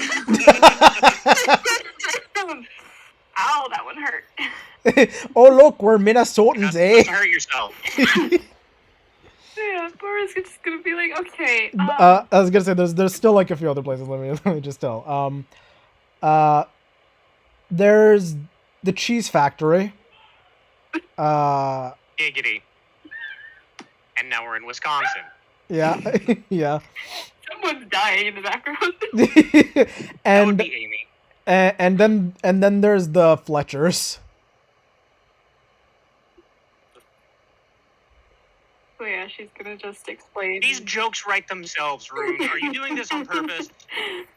I wish I was. I'm just giving you random fucking shops of a small village. This is a village, not even a town. It has literally nothing, next to nothing. It's a small suburban neighborhood. That's basically the entirety of it. Yeah, she's gonna tell Leah about the shop, and she's gonna say, I was actually thinking about stopping by the main square. I've only got 3 silver in my name. I'd rather have a little bit more. What's in the main square? How can you make money in the main square? What? Hmm? What? She's gonna pull out her deck of cards. Oh, okay. The thing that she does all the Leah's, yeah, Leah's gone to that and be like, I'm gonna go check out the general store then. Yeah. I mean, you guys could either stay at the what's it called? The tavern, or like go to the tavern and rent a room there, or you guys could go to the brothel and try and figure something out there. No. Hannah's gonna go to the tavern and attempt mime negotiate to perform with only her loot for their room and board. Sure, roll me persuasion at disadvantage. Well, I'll have Oren go with her so he can explain that she lost her voice. Okay. So That's still a 17. That she's okay, she's no. good on her own. It's Here's fine. here's the thing. You can't roll lower than a 10. Why is it what the fuck? Why is it red? Doesn't you roll the nat 1? Because it's a nat Yes, 1. it's a nat 1 and It's a nat 1. Okay, let me explain. Let me explain. Alana. So one of her her specific subclass bard ability is that she can't roll lower than a 10 for a persuasion or deception check. And that means even if she rolls a natural 1 or a 9 or like anything between a 9 or lower, it automatically makes it a 17, but it'll actually show you what the real roll is.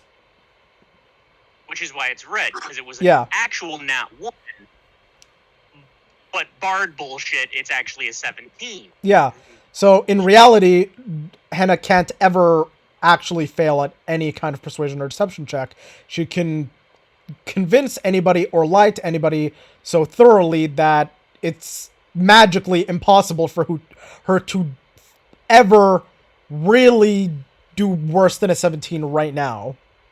And it only gets worse as we get better proficiencies. Yes, as you guys get stronger, she becomes less likely to she becomes more likely to convince people to do things and less likely to ever get caught lying outside of magical means.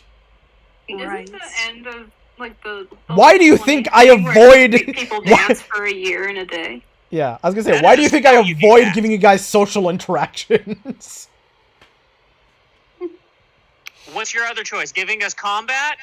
Clearly, no. I don't even. It's a joke. I don't even do anything. You guys do it for yourselves. That's true.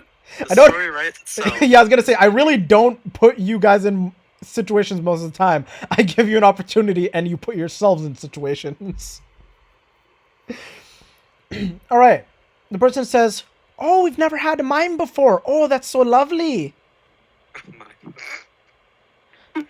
Show us your little Just like What it- very slightly, yeah." but She's gonna be like, "Why don't you show us your little mime dance there, dear? Let's see what you're performing." You should see your little mime dance. Yeah. Oh my god. I just We- need to know what race is this NPC. Oh, a halfling. Please tell me it's no home. Halfling. Even better. Anna's just gonna hold up her lute and kind of motion. Anna, how does it feel to have someone who's probably your height, if not a little taller, calling you a mime? They're shorter than Hannah. They're like 3 feet. Don't worry, it's not that bad. But the person says, "Oh, Okay, so they come up to her shoulder. yeah," and they're like, "Oh, wow, wowzy zowzy, you got yourself a silent instrument. That's amazing, there, kiddo."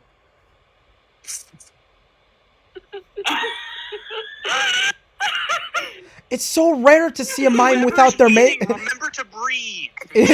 It's so rare to see. It's so rare to see a mime without their makeup. I always thought you had to wear, like, it was sort of like a code or a badge of honor to wear all that much makeup and like the black and white stripy turtleneck. Anna's gonna hold up her hand. Like, stop, please. She's gonna point to the incision on her neck. So to show there's no voice coming out. Oh, I see. You're not a. I see you're not. I see you're not a mime. You're just a chain smoker.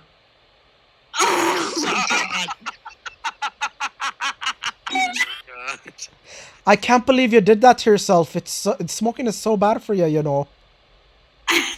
Just shake And my this head suddenly again. turned into the roast henna. Just shake my head again. Oh, is that a sex thing? I've heard about people doing stuff like that.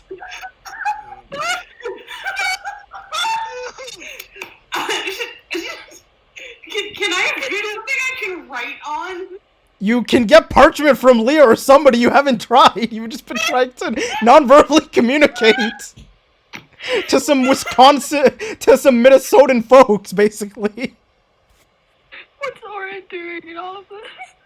Probably having an aneurysm. What the hell? No, All people laughing, remember to breathe. I'm hearing like 5 people wheezing.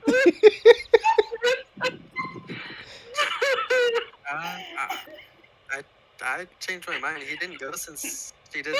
You didn't go. I don't want to be here. You know what? I don't think he was actually there. I don't want to be here for this train wreck. Fuck that. You got thrown under the bus.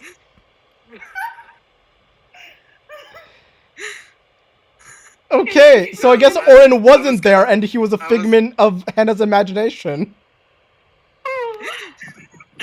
Hannah, in her blind rage, believes that one of her friends is with her at the moment. So Hannah's gonna like. Okay, yeah, sure. He's okay. Yeah, he'll be there. He's had his fun. Okay. Stop her. Trying not to laugh.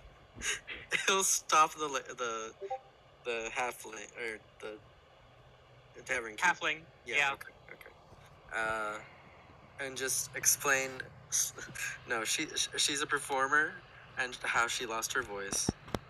Or right, she lost her voice right now, but she still wants to play for the whole situation. He'll just explain it, and yeah. Oh, she lost her voice because of the botched medical sex procedure. I understand. No. No. Just say yes. Hannah's just gonna wave her hand as it. And Just say yes. Continue. Sure, we'll go with that. Anyway, would she be able to pay to cover a room and board for her and her party? You know, let's see how she does that there on that little loot there. And then we'll see how it goes. Oh wow, this is a real fancy loot. So sparkly. Okay, good. good. She Look, finally got she a good can't speak and performance she can role. actually play. Mhm. It's my voice. My voice was the problem. Yeah. Well, the entire problem was Henna's voice the entire time. Couldn't sing to save your life. Yeah. What's it called? Henna's actually verbally tone deaf, but her hands are very good when it comes to playing an instrument. So you're saying she's good with her hands? Yeah. Jesus. For many things. She obviously has practice. In the words of the great sage known as Warlock, Giggity. Oh, Oh, All right. this session's gonna be filled with so much giggling. So yeah, you play a little tune for them, like a quick 2-3 minute tune, and they're just like clapping along, like, "Oh wow, that sounds like their city folk music. That's so amazing. You know, girlie, you're so talented. It's a real shame you lost your voice." Not for them. I guess. And it's just gonna nod. All right, you know what? We'll give you some good free. We'll give you a free room and board for you. And how many friends do you got there? Bora, Oh, and four. Leah. 5. 3 friends and a henna. Yes, it's The answer is 5. there's 4.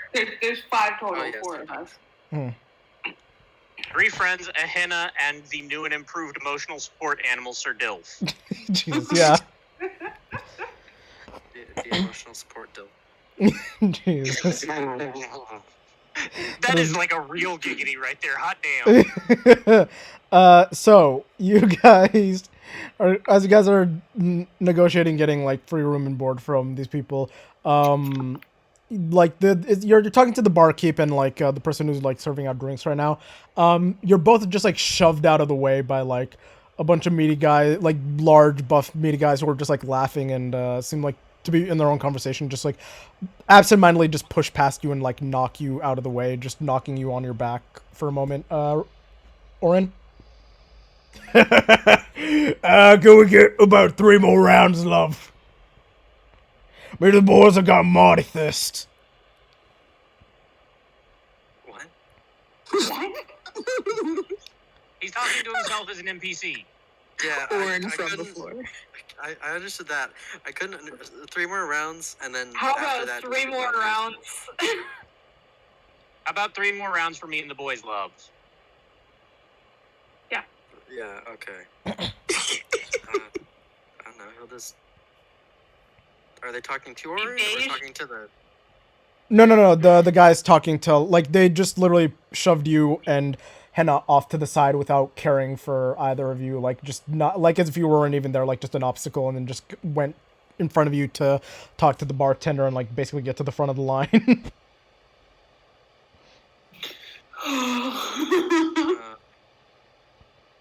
He'll just grumble.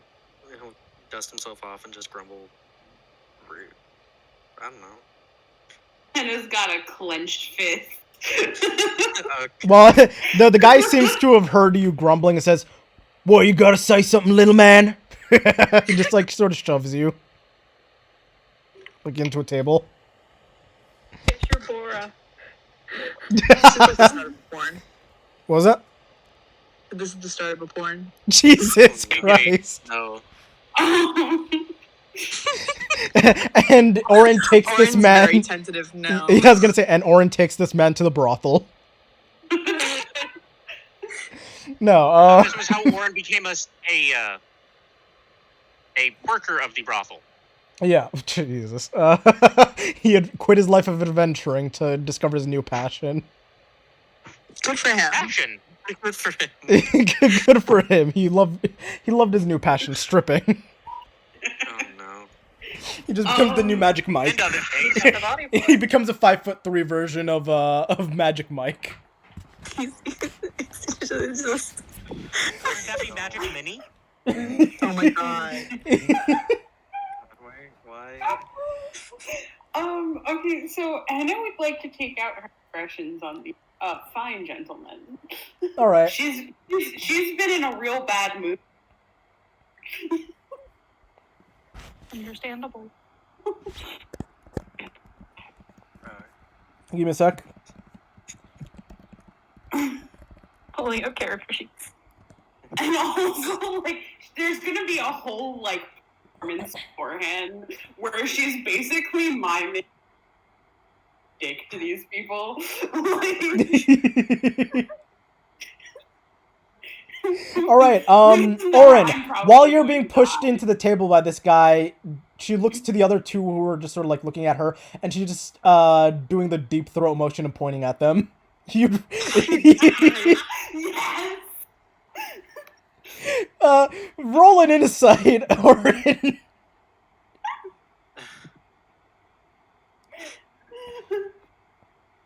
24. Okay, I'm not. I don't know if. You roll 24 for insight. Yeah, I'm just not sure if I'm glad that I rolled high on that one. Fair. You rolled high, and you can tell that she's calling them cocksuckers. Oh, okay.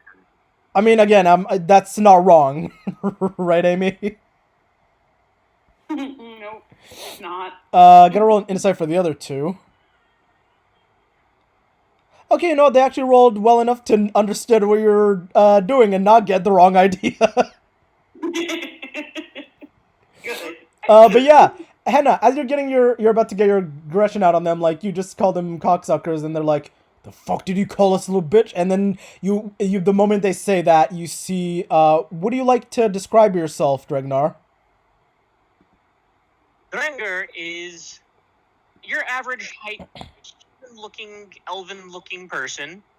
He has longish blonde hair shaved into the sides of his head are shaved, and he's got two braids running down the side of his head, framing a lovely mohawk. And he looks like the kind of person you don't want to piss off. Yeah, how tall is he? He is 5'8". Good. Yeah, so you guys watch this 5'8", very muscular, beefy-looking dude in like furs and leathers drop from the rafters like an Assassin's Creed character, and immediately just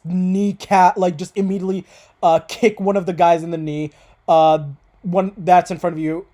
Henna immediately uses his knee to gut one of the others, throw them both out of the door, which is like 15 feet, which is 10 feet away, and then immediately turns to the guy who's pushing you, Oren, and then spins him around before headbutting him repeatedly into unconsciousness and possibly a coma.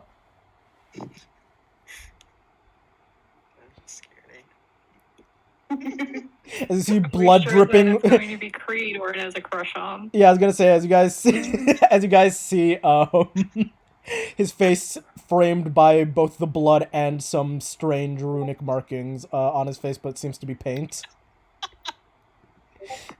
Again, are we sure it's going to be Creed Oren gets a crush on? As Henna, the cocksuckers are gone. She's just gonna go clapping, impressed. She's fully impressed. She appreciated that. Yeah, you get an applaud from the little lady, Ragnar, and the other guy, you just sort of straightens himself out. As the two, both Henna and Oren hear, "Where are you? Must find master." As you guys see running around the bar and eventually running up towards this 5'8" individual to about 4'3" kenkus, like ravens.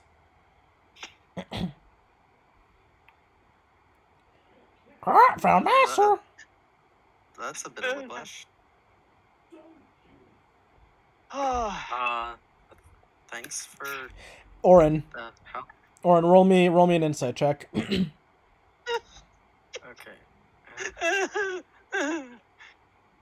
Oh my god. I got a 6. Okay. You look at this man. You feel every part of your soul tremble. This is danger incarnate. Oh no. I don't. This man looks dangerous and feels dangerous, and it does not seem you. I mean, we Enoch did is just see Enoch him- is unpredictable dangerous. He's a different level of danger. This man is just a primal, like, animalistic level of danger, and every part of your body is telling you to run. You are in the presence of a wolf, and you are a bunny. You're not wrong. Poor sweet beige boy. The sweet Uh, beige boy. I honestly don't even know how to react to that. Like, my first reaction is just thanks for beating up the dickheads, but I don't know what to do with that description. All right, so I was gonna say I assume that he's stuttering through this. So, Henna and Dregnar, you both hear Dregar. Fucking goddamn your name. You hear Orin say, "Thanks for beating the dicks." Just like. No. No. Anna's gonna reach out to Orin and like pat bro. Oh no. God. Why me? Why me? Sorry, you set me up, and he You're tends the to beige stutter a lot. baby. You set me up for that one. He stutters a lot, and you said thanks for beating up the dickheads. I mean, you did set him up for that. Yeah. Uh, So, Henna's gonna like gently kind of like shuffle, like slightly behind her because she's not sure what's going on with him at the moment, and then turn to their savior and little like thank you gesture. Sure. I assume like a little bow or something. Yeah, pretty much. Yeah, you get a little bow from this young woman who hasn't spoken to you yet. I will turn to the dear sweet Henna and just look at her and say, "May I give you a way to communicate back with me?" Nod. You will feel like your brain is suddenly connected to mine. Like it was to You can now think what Stargazers you- and the rest of the parties yesterday. You can now think what you're trying to say to me, and I can attempt to more properly convey your message to people nearby. Thanks for helping. That was great of you. It was my pleasure. I'm not a fan of seeing people abuse those who are less than them. Clearly, by your battle scars, you are not their lesser, but they were using their size to bully you out of the way. Yeah, I was gonna say, Dragnar, the moment you say those who are lesser than, you immediately just reflexively see her eye twitch and pulse, like the veins in her eyes shoot up like completely.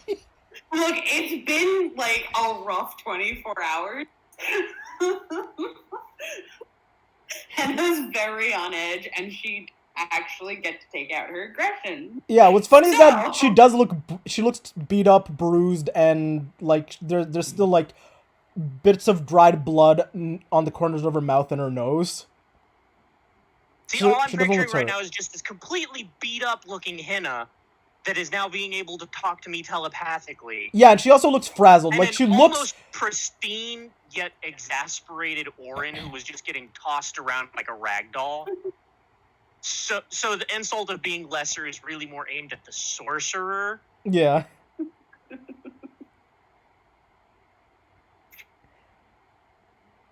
That quite clearly can't even handle his own thoughts to speak coherently. As they Just- as they mentally shit talk Orin between the two of them. No, Dringer is talking out loud. Oh, okay, yeah. Henna's gonna go. Oh, he's not as bad as that. He's just very ordinary. He's actually quite sweet, though.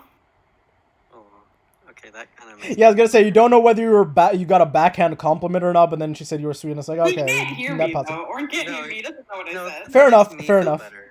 Yeah. That makes So you, the player, again, feel better. Out loud, what Orin is going to hear is Dringer say, "So what you're saying is someone lesser."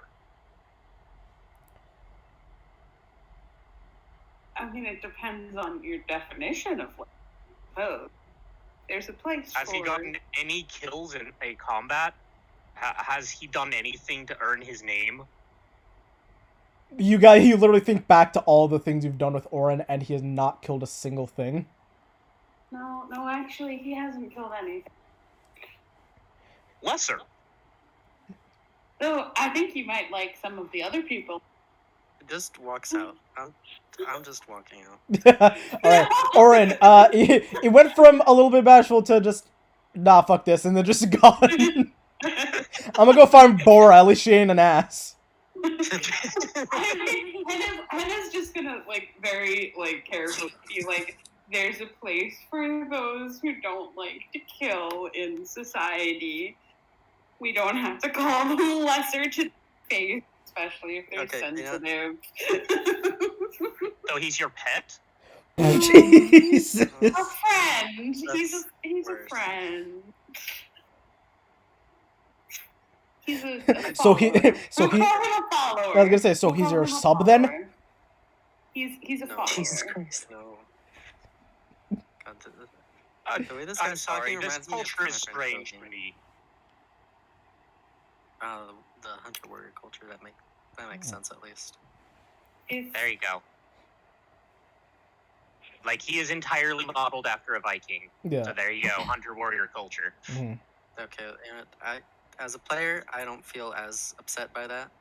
Yeah, As don't. Orin, don't. you feel really, really insulted. I was gonna say, don't worry. He's probably gonna call everybody that isn't maybe Bora and maybe like The highly Henna. scarred up Henna. Yeah, the highly scarred up Henna and like and maybe Sir Dilf. Like those are the only three he might not call lesser.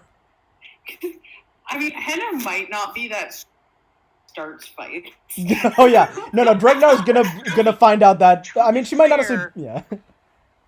Dringar will probably make the mistake of calling Leah a lesser once, and then he will see the way she acts around Azazel, and he will immediately apologize to her and say, "You have a deep anger in you." I appreciate She that. doesn't mind. She doesn't mind Azazel. It's just Azazel said some shit that he shouldn't have said. He said a joke. Also, he's not even. Aura Also, on fire. yeah, I was gonna say. Also, Azazel isn't even here for Leah to demonstrate that.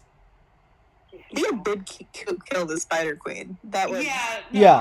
Henna will fully. I'm gonna be real. I What think Henna was referencing. I'm gonna be real. I actually think that that Leah might have killed more things than anybody else in the campaign.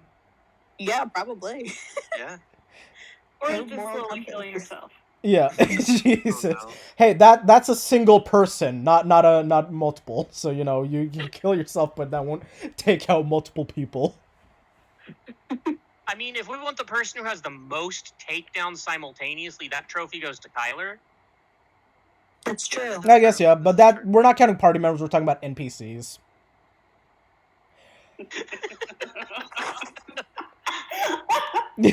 Christ. Y'all are insufferable. You know you love us.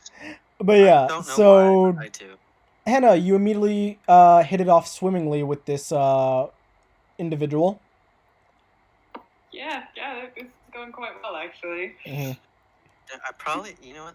I keep forgetting that Orin has like 15 strength, so he probably could have beat up at least one of them. I mean, yeah, you could have Should've thrown a done that. punch. I was really like, dude, you are strong. Like you're not necessarily like a glass house. Henna was ready to stab someone. I mean, it wouldn't have gone well. Honestly, I thought you It were. would've happened. I was literally about ready to say that if I wasn't planning on bringing Warlock in this way, I was just about to say like, I mean, do you just want to beat the motherfucker with your loot? Like, are we at that point? You pretty much, yeah. That's where we're at. Like, I'm not even gonna lie, this party is somewhere between our current class and everybody's a barbarian. They're all so angry. there's some deep rooted feelings kind of really need to get out on this buddy. Mm-hmm. I mean, one of them, like, what's called? One of them's currently just on the ground. Outside? Oh, Two of them are outside. Those were the ones that were bothering you. One of them is on the ground bleeding from his now broken nose because Dregnar just kept headbutting him while he was begging for mercy. But he still seems alive if you want to take out your aggression on him. It doesn't look like he's gonna... I was gonna say, it doesn't look like he's gonna die, and as long as you do non-lethal damage, you can just beat him. No, I'm gonna click it with my fist. I'd like to just punch him. Sure. While you're having this nice conversation with this young woman, Dregnar, and while you're about to leave, Orin, you just see Henna just like, give me a moment, and then immediately just start socking this 6'2" muscular half-orc dude just keeps punching him in the face until one of his one of his tusks snaps off. Goddamn. Oh, those are valuable back home. You might want to keep that. I'm just gonna pick it up and put it in her bag. You pick it up and put it in your bag, and as you, like, punch him once more, he, like, flips over onto his front, and then, like, 5 other teeth just fall out. Not necessarily tusks, but just 5 other normal teeth. Normal ones aren't worth as much. You can make a nice necklace out of them. Damn. I was gonna have Your hand has, like, that reverberating pain, Henna, like, because you're not a monk and you're not a barbarian or a fighter. You're not, like, used to just socking people as hard as you can, even if they're not fighting back. So I'm gonna shake my hand out, and I'm gonna pick up the teeth that fell out and offer them yeah. gift.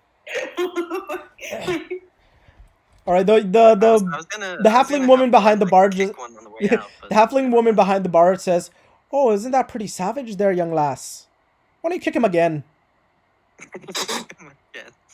I'll do it. Sure, you kick him in the ribs. Good. Don't worry, I'm not a snitch, so I won't tell shit to the pigs. I love this character. Yes. I love this character. Can we adopt her to the party and be like, Yeah. Mom, I'm gonna set her up with fucking Ghost Daddy. Yeah. She is now attached to Henna. I love it. I love it so much.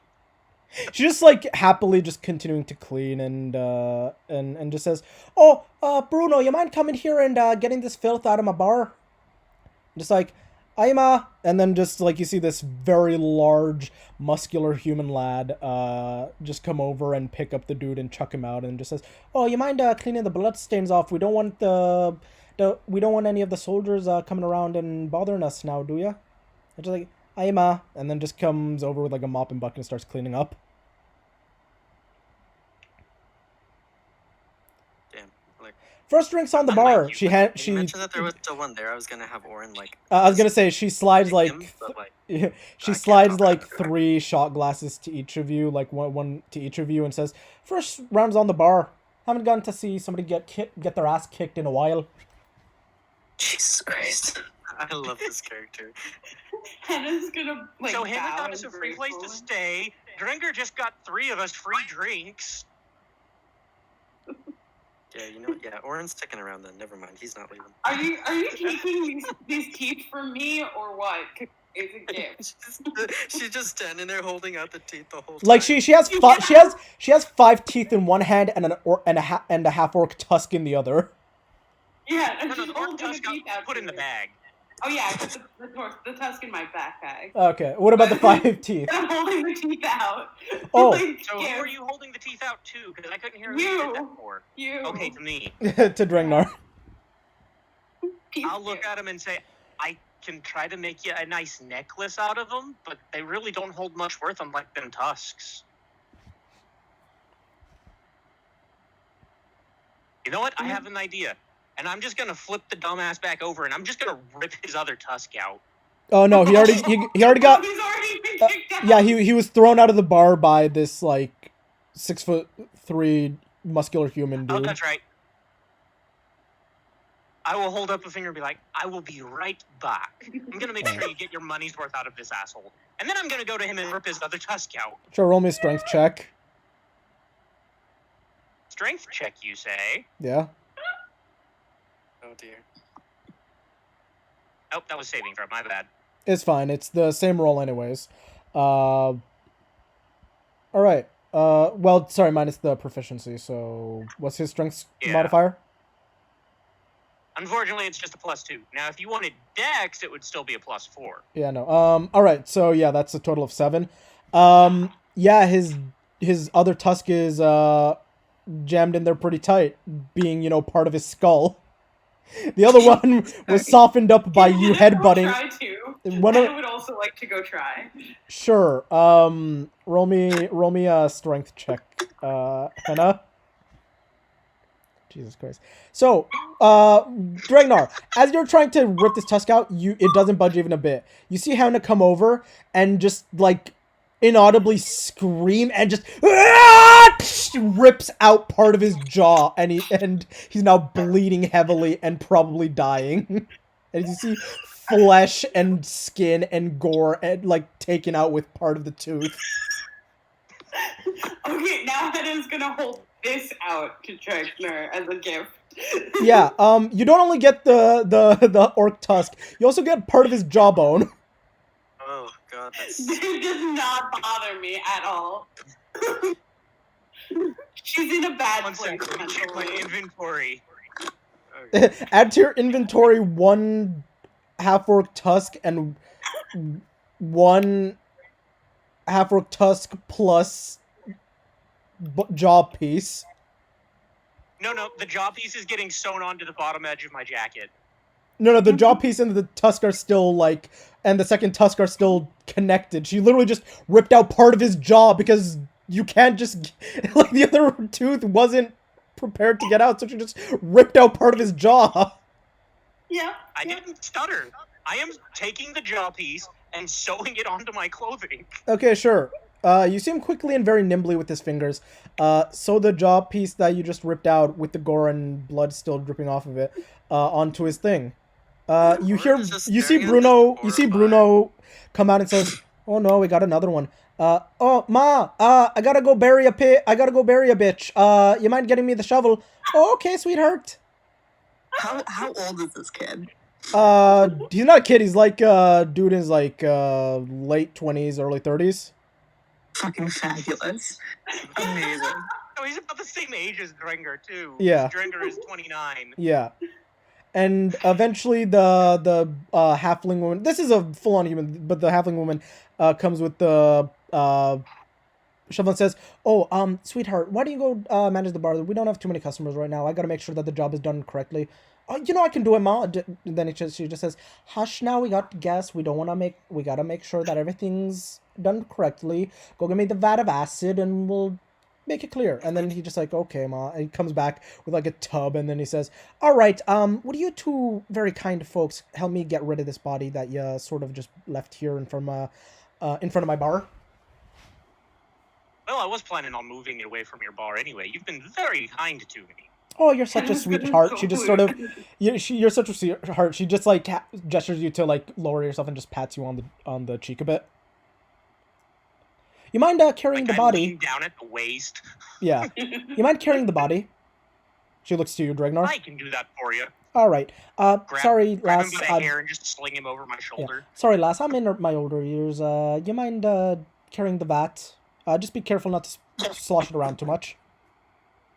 I'm just gonna nod and pick it up. All right. She takes you like 2 minutes away from the bar, to a secluded area and just says, "Okay, now what I need you to do is she just comes over and says, "Okay, this is a specialist rated shovel. I'm gonna need you, you handsome young man, to just kind of chop this man into bits, and I need you to make sure that not too much blood gets in the area, so go find us like a tarp or something, and then we'll just, put it in the vat and then just bury it underground. Sounds like a plan?"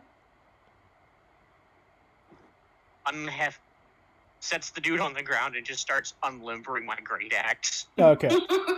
Oh, you have you have the proper you have the tools prepared. Okay, thank you so much, dear. I think the best part is that Laura introduced these people. Yeah. that right? Y'all I'm seem looking like for Harp. you two seem like you're. Or just like walked up to the tavern with them, is like, oh yeah, here, I'm gonna go earn some money. Yeah.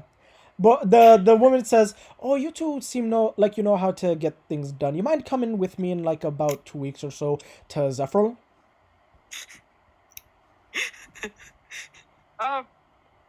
I think it really depends more on what my new friend here and her group are up to. I think I'll find a lot of profit hanging around with them. Fair enough, but I'm gonna Mhm.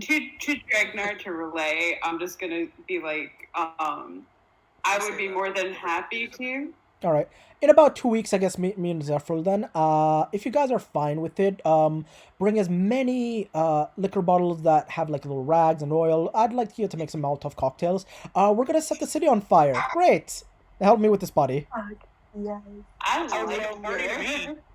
I like her old. Bora never understood what happened. I don't even. Oh yeah, Oren's also here just watching the dismemberment of this half orc. Are they? I'd say he stayed in the tower. They're not doing it in the tavern, right? Oh no, we went out.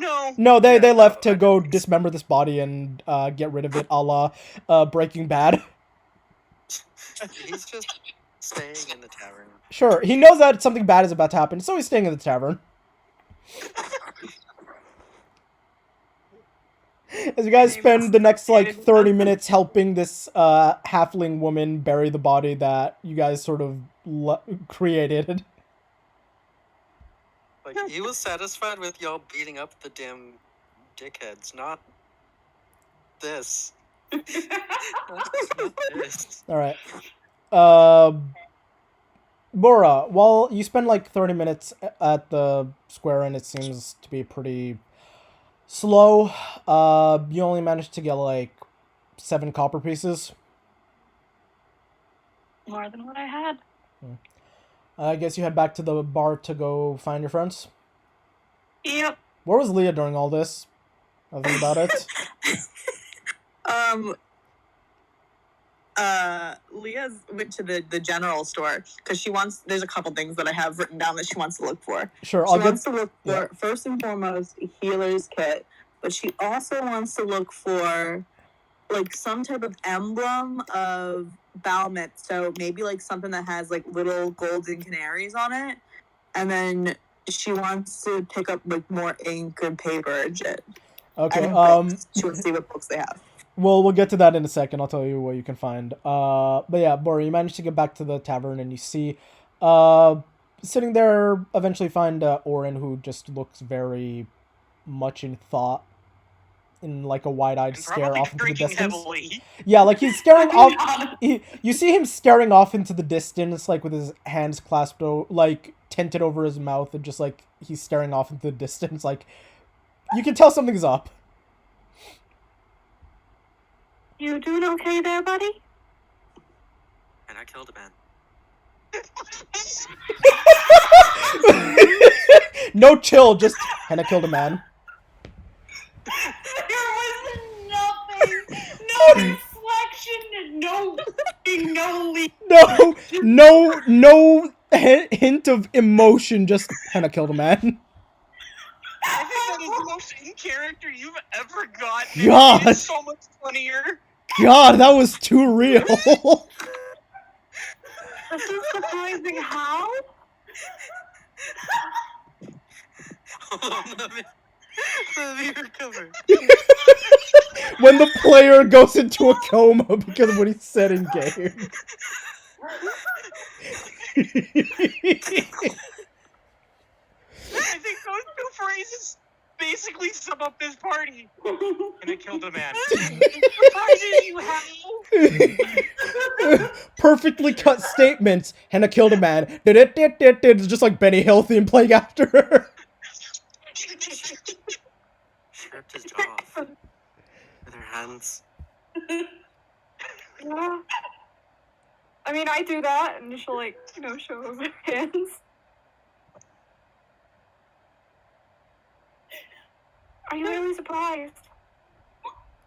No. No, I'm not. think that's what makes it worse. Yeah, I was gonna say you swear that Orin is like on the verge of tears, but he also like isn't because he's just accepted fate. I'm going to, Bora's gonna stop and just, like, pat his shoulder and look towards the bar to see if she recognizes the person working the bar so they would know if she's, like, not supposed to drink or not. Oh yeah, you know the guy at the bar. You've met him a few times because part of your rehabilitation training was also you having to sort of come to the bar daily over the course of like 2 weeks to and not like drink to like sort of keep you sober and make sure that you can fight your temptations. So you got to know the people here because it was literally the only thing you can do to keep yourself sane. You know that the person who's working the bar is young Jimmy. He's the adopted son of the barkeeper Ulna. She's gonna get up and go over and just say, hey, been a while. Oh, hello there, Bora. How are you doing? I've been better, and she kind of looks at her hands again, just taking note of how much damage is on them. How's sobriety, like, how's sobriety treating you these days? Sounds so It bright. sucks. I'm sure it does, but have- you have to work the process. Sure, let's go with that. So Well, a couple things. Yeah? First of all, I heard that, one of the other monks came here a few days ago. Yeah, know I mean, who, you or know did that you they come down every once in a while, do some trade, grab some goods, and sell off what they can. They came down a few days ago and they headed back up. Okay. Second thing, you see my friend over there, have you seen a half-elven woman? She's got a nice little cut on her throat. No, never seen no such thing. I love this. Family is everything. Orin just This family's the best. Orin just says they went to bury the body. You see the dude's head whip to you, and like Bora doesn't see this because she's looking at you, but he mouths to you, Orin, "Snitches get stitches." Stop. Just say, look, Amy, we that's- have to now. Amy, we she's have part to. of my group. Don't worry. I'm not gonna say anything. He just looks around because the bar is empty right now except for Orin, and he looks to you and he says, like, "She cool?" Yeah, she is. No, he's looking to Orin and he's like just Orin. nodding his head, and he's just like, "That's true." Oh my god, Orin, you have authority. Unfortunately, yeah. This ain't gonna reach back to the monastery.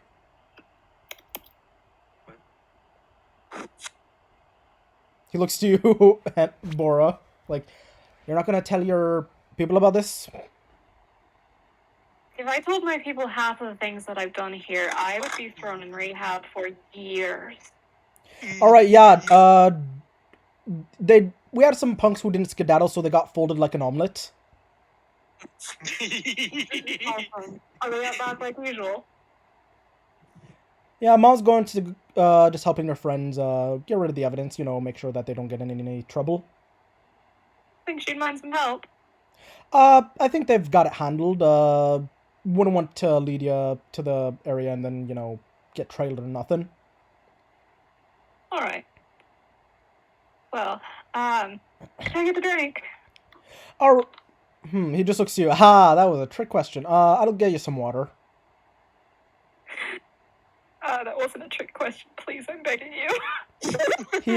He looks to you and he says, "My father was an alcoholic too. God rest his soul." "I'm not dead, you little shit!" She's going to literally stand up and just kind of like It's move weird. her sundress aside to where she can show him off the giant scar on her chest and just be like, "I need a fucking drink." No, I was gonna say, just before you do this, you hear him say, "My father was an alcoholic, God bless his soul. You don't want to be like that." And he's like, "I'm not dead, you little shit." And she's like, "You're dead to me, you deadbeat!" Oh my god. And then it's just like, fine, I'll get you a drink. And then he just goes over and hands you a martini. Thank you, love. But this I is promise currently this will be the Pepper's only favorite one. episode. I promise this will be the only one. And she downs it. All right.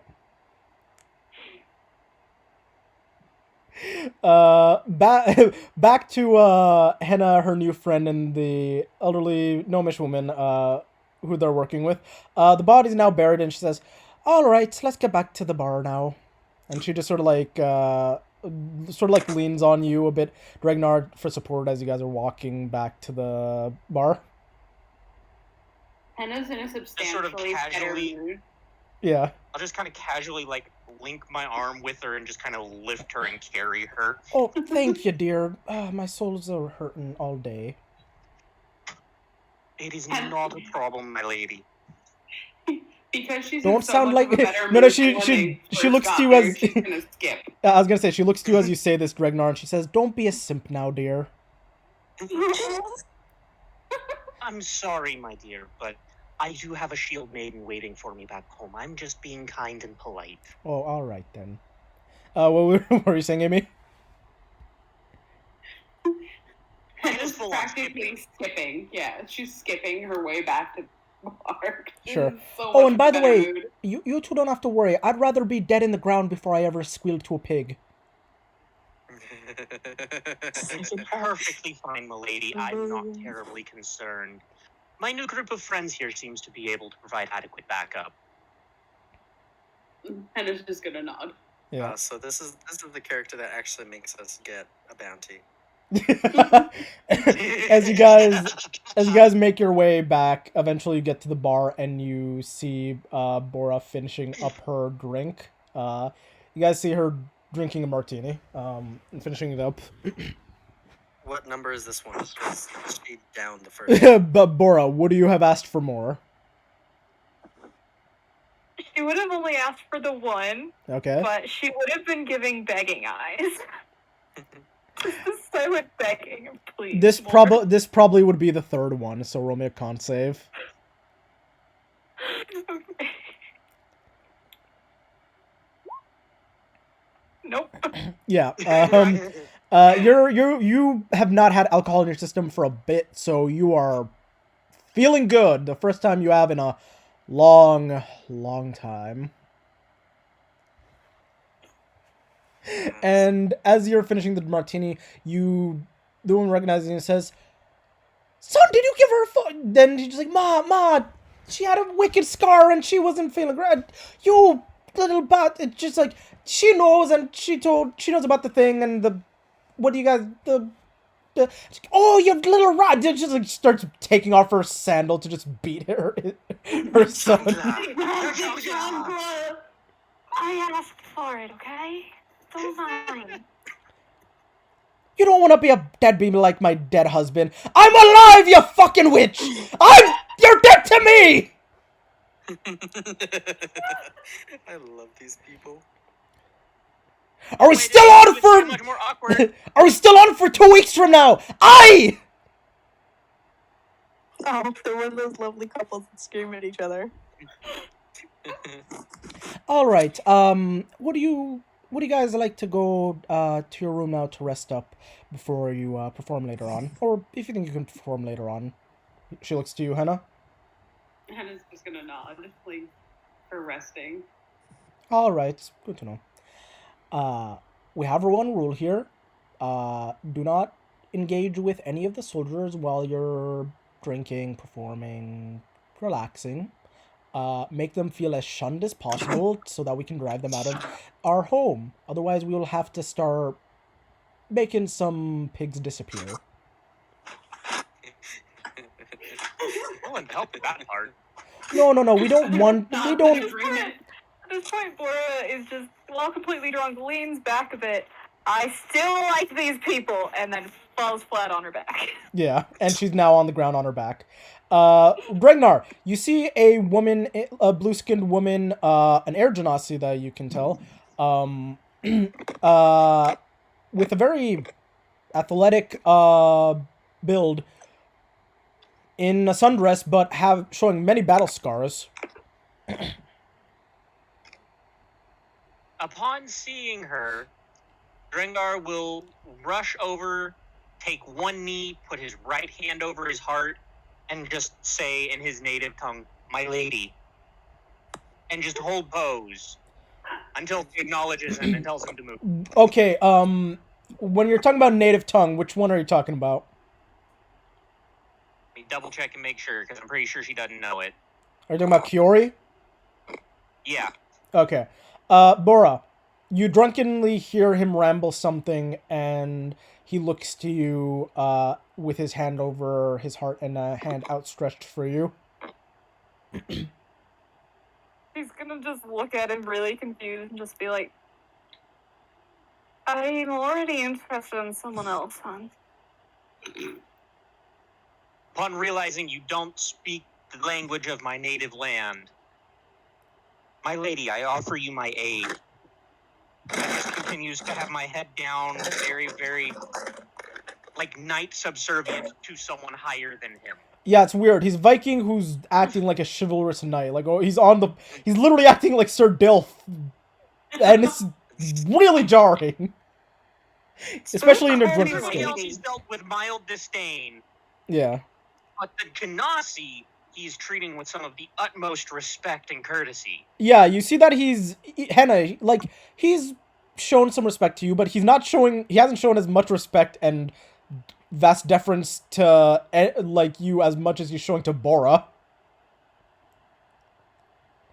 And you realize, he's treating Bora better than you! And she's nearly blackout drunk on the floor. Yeah. Yeah. Uh,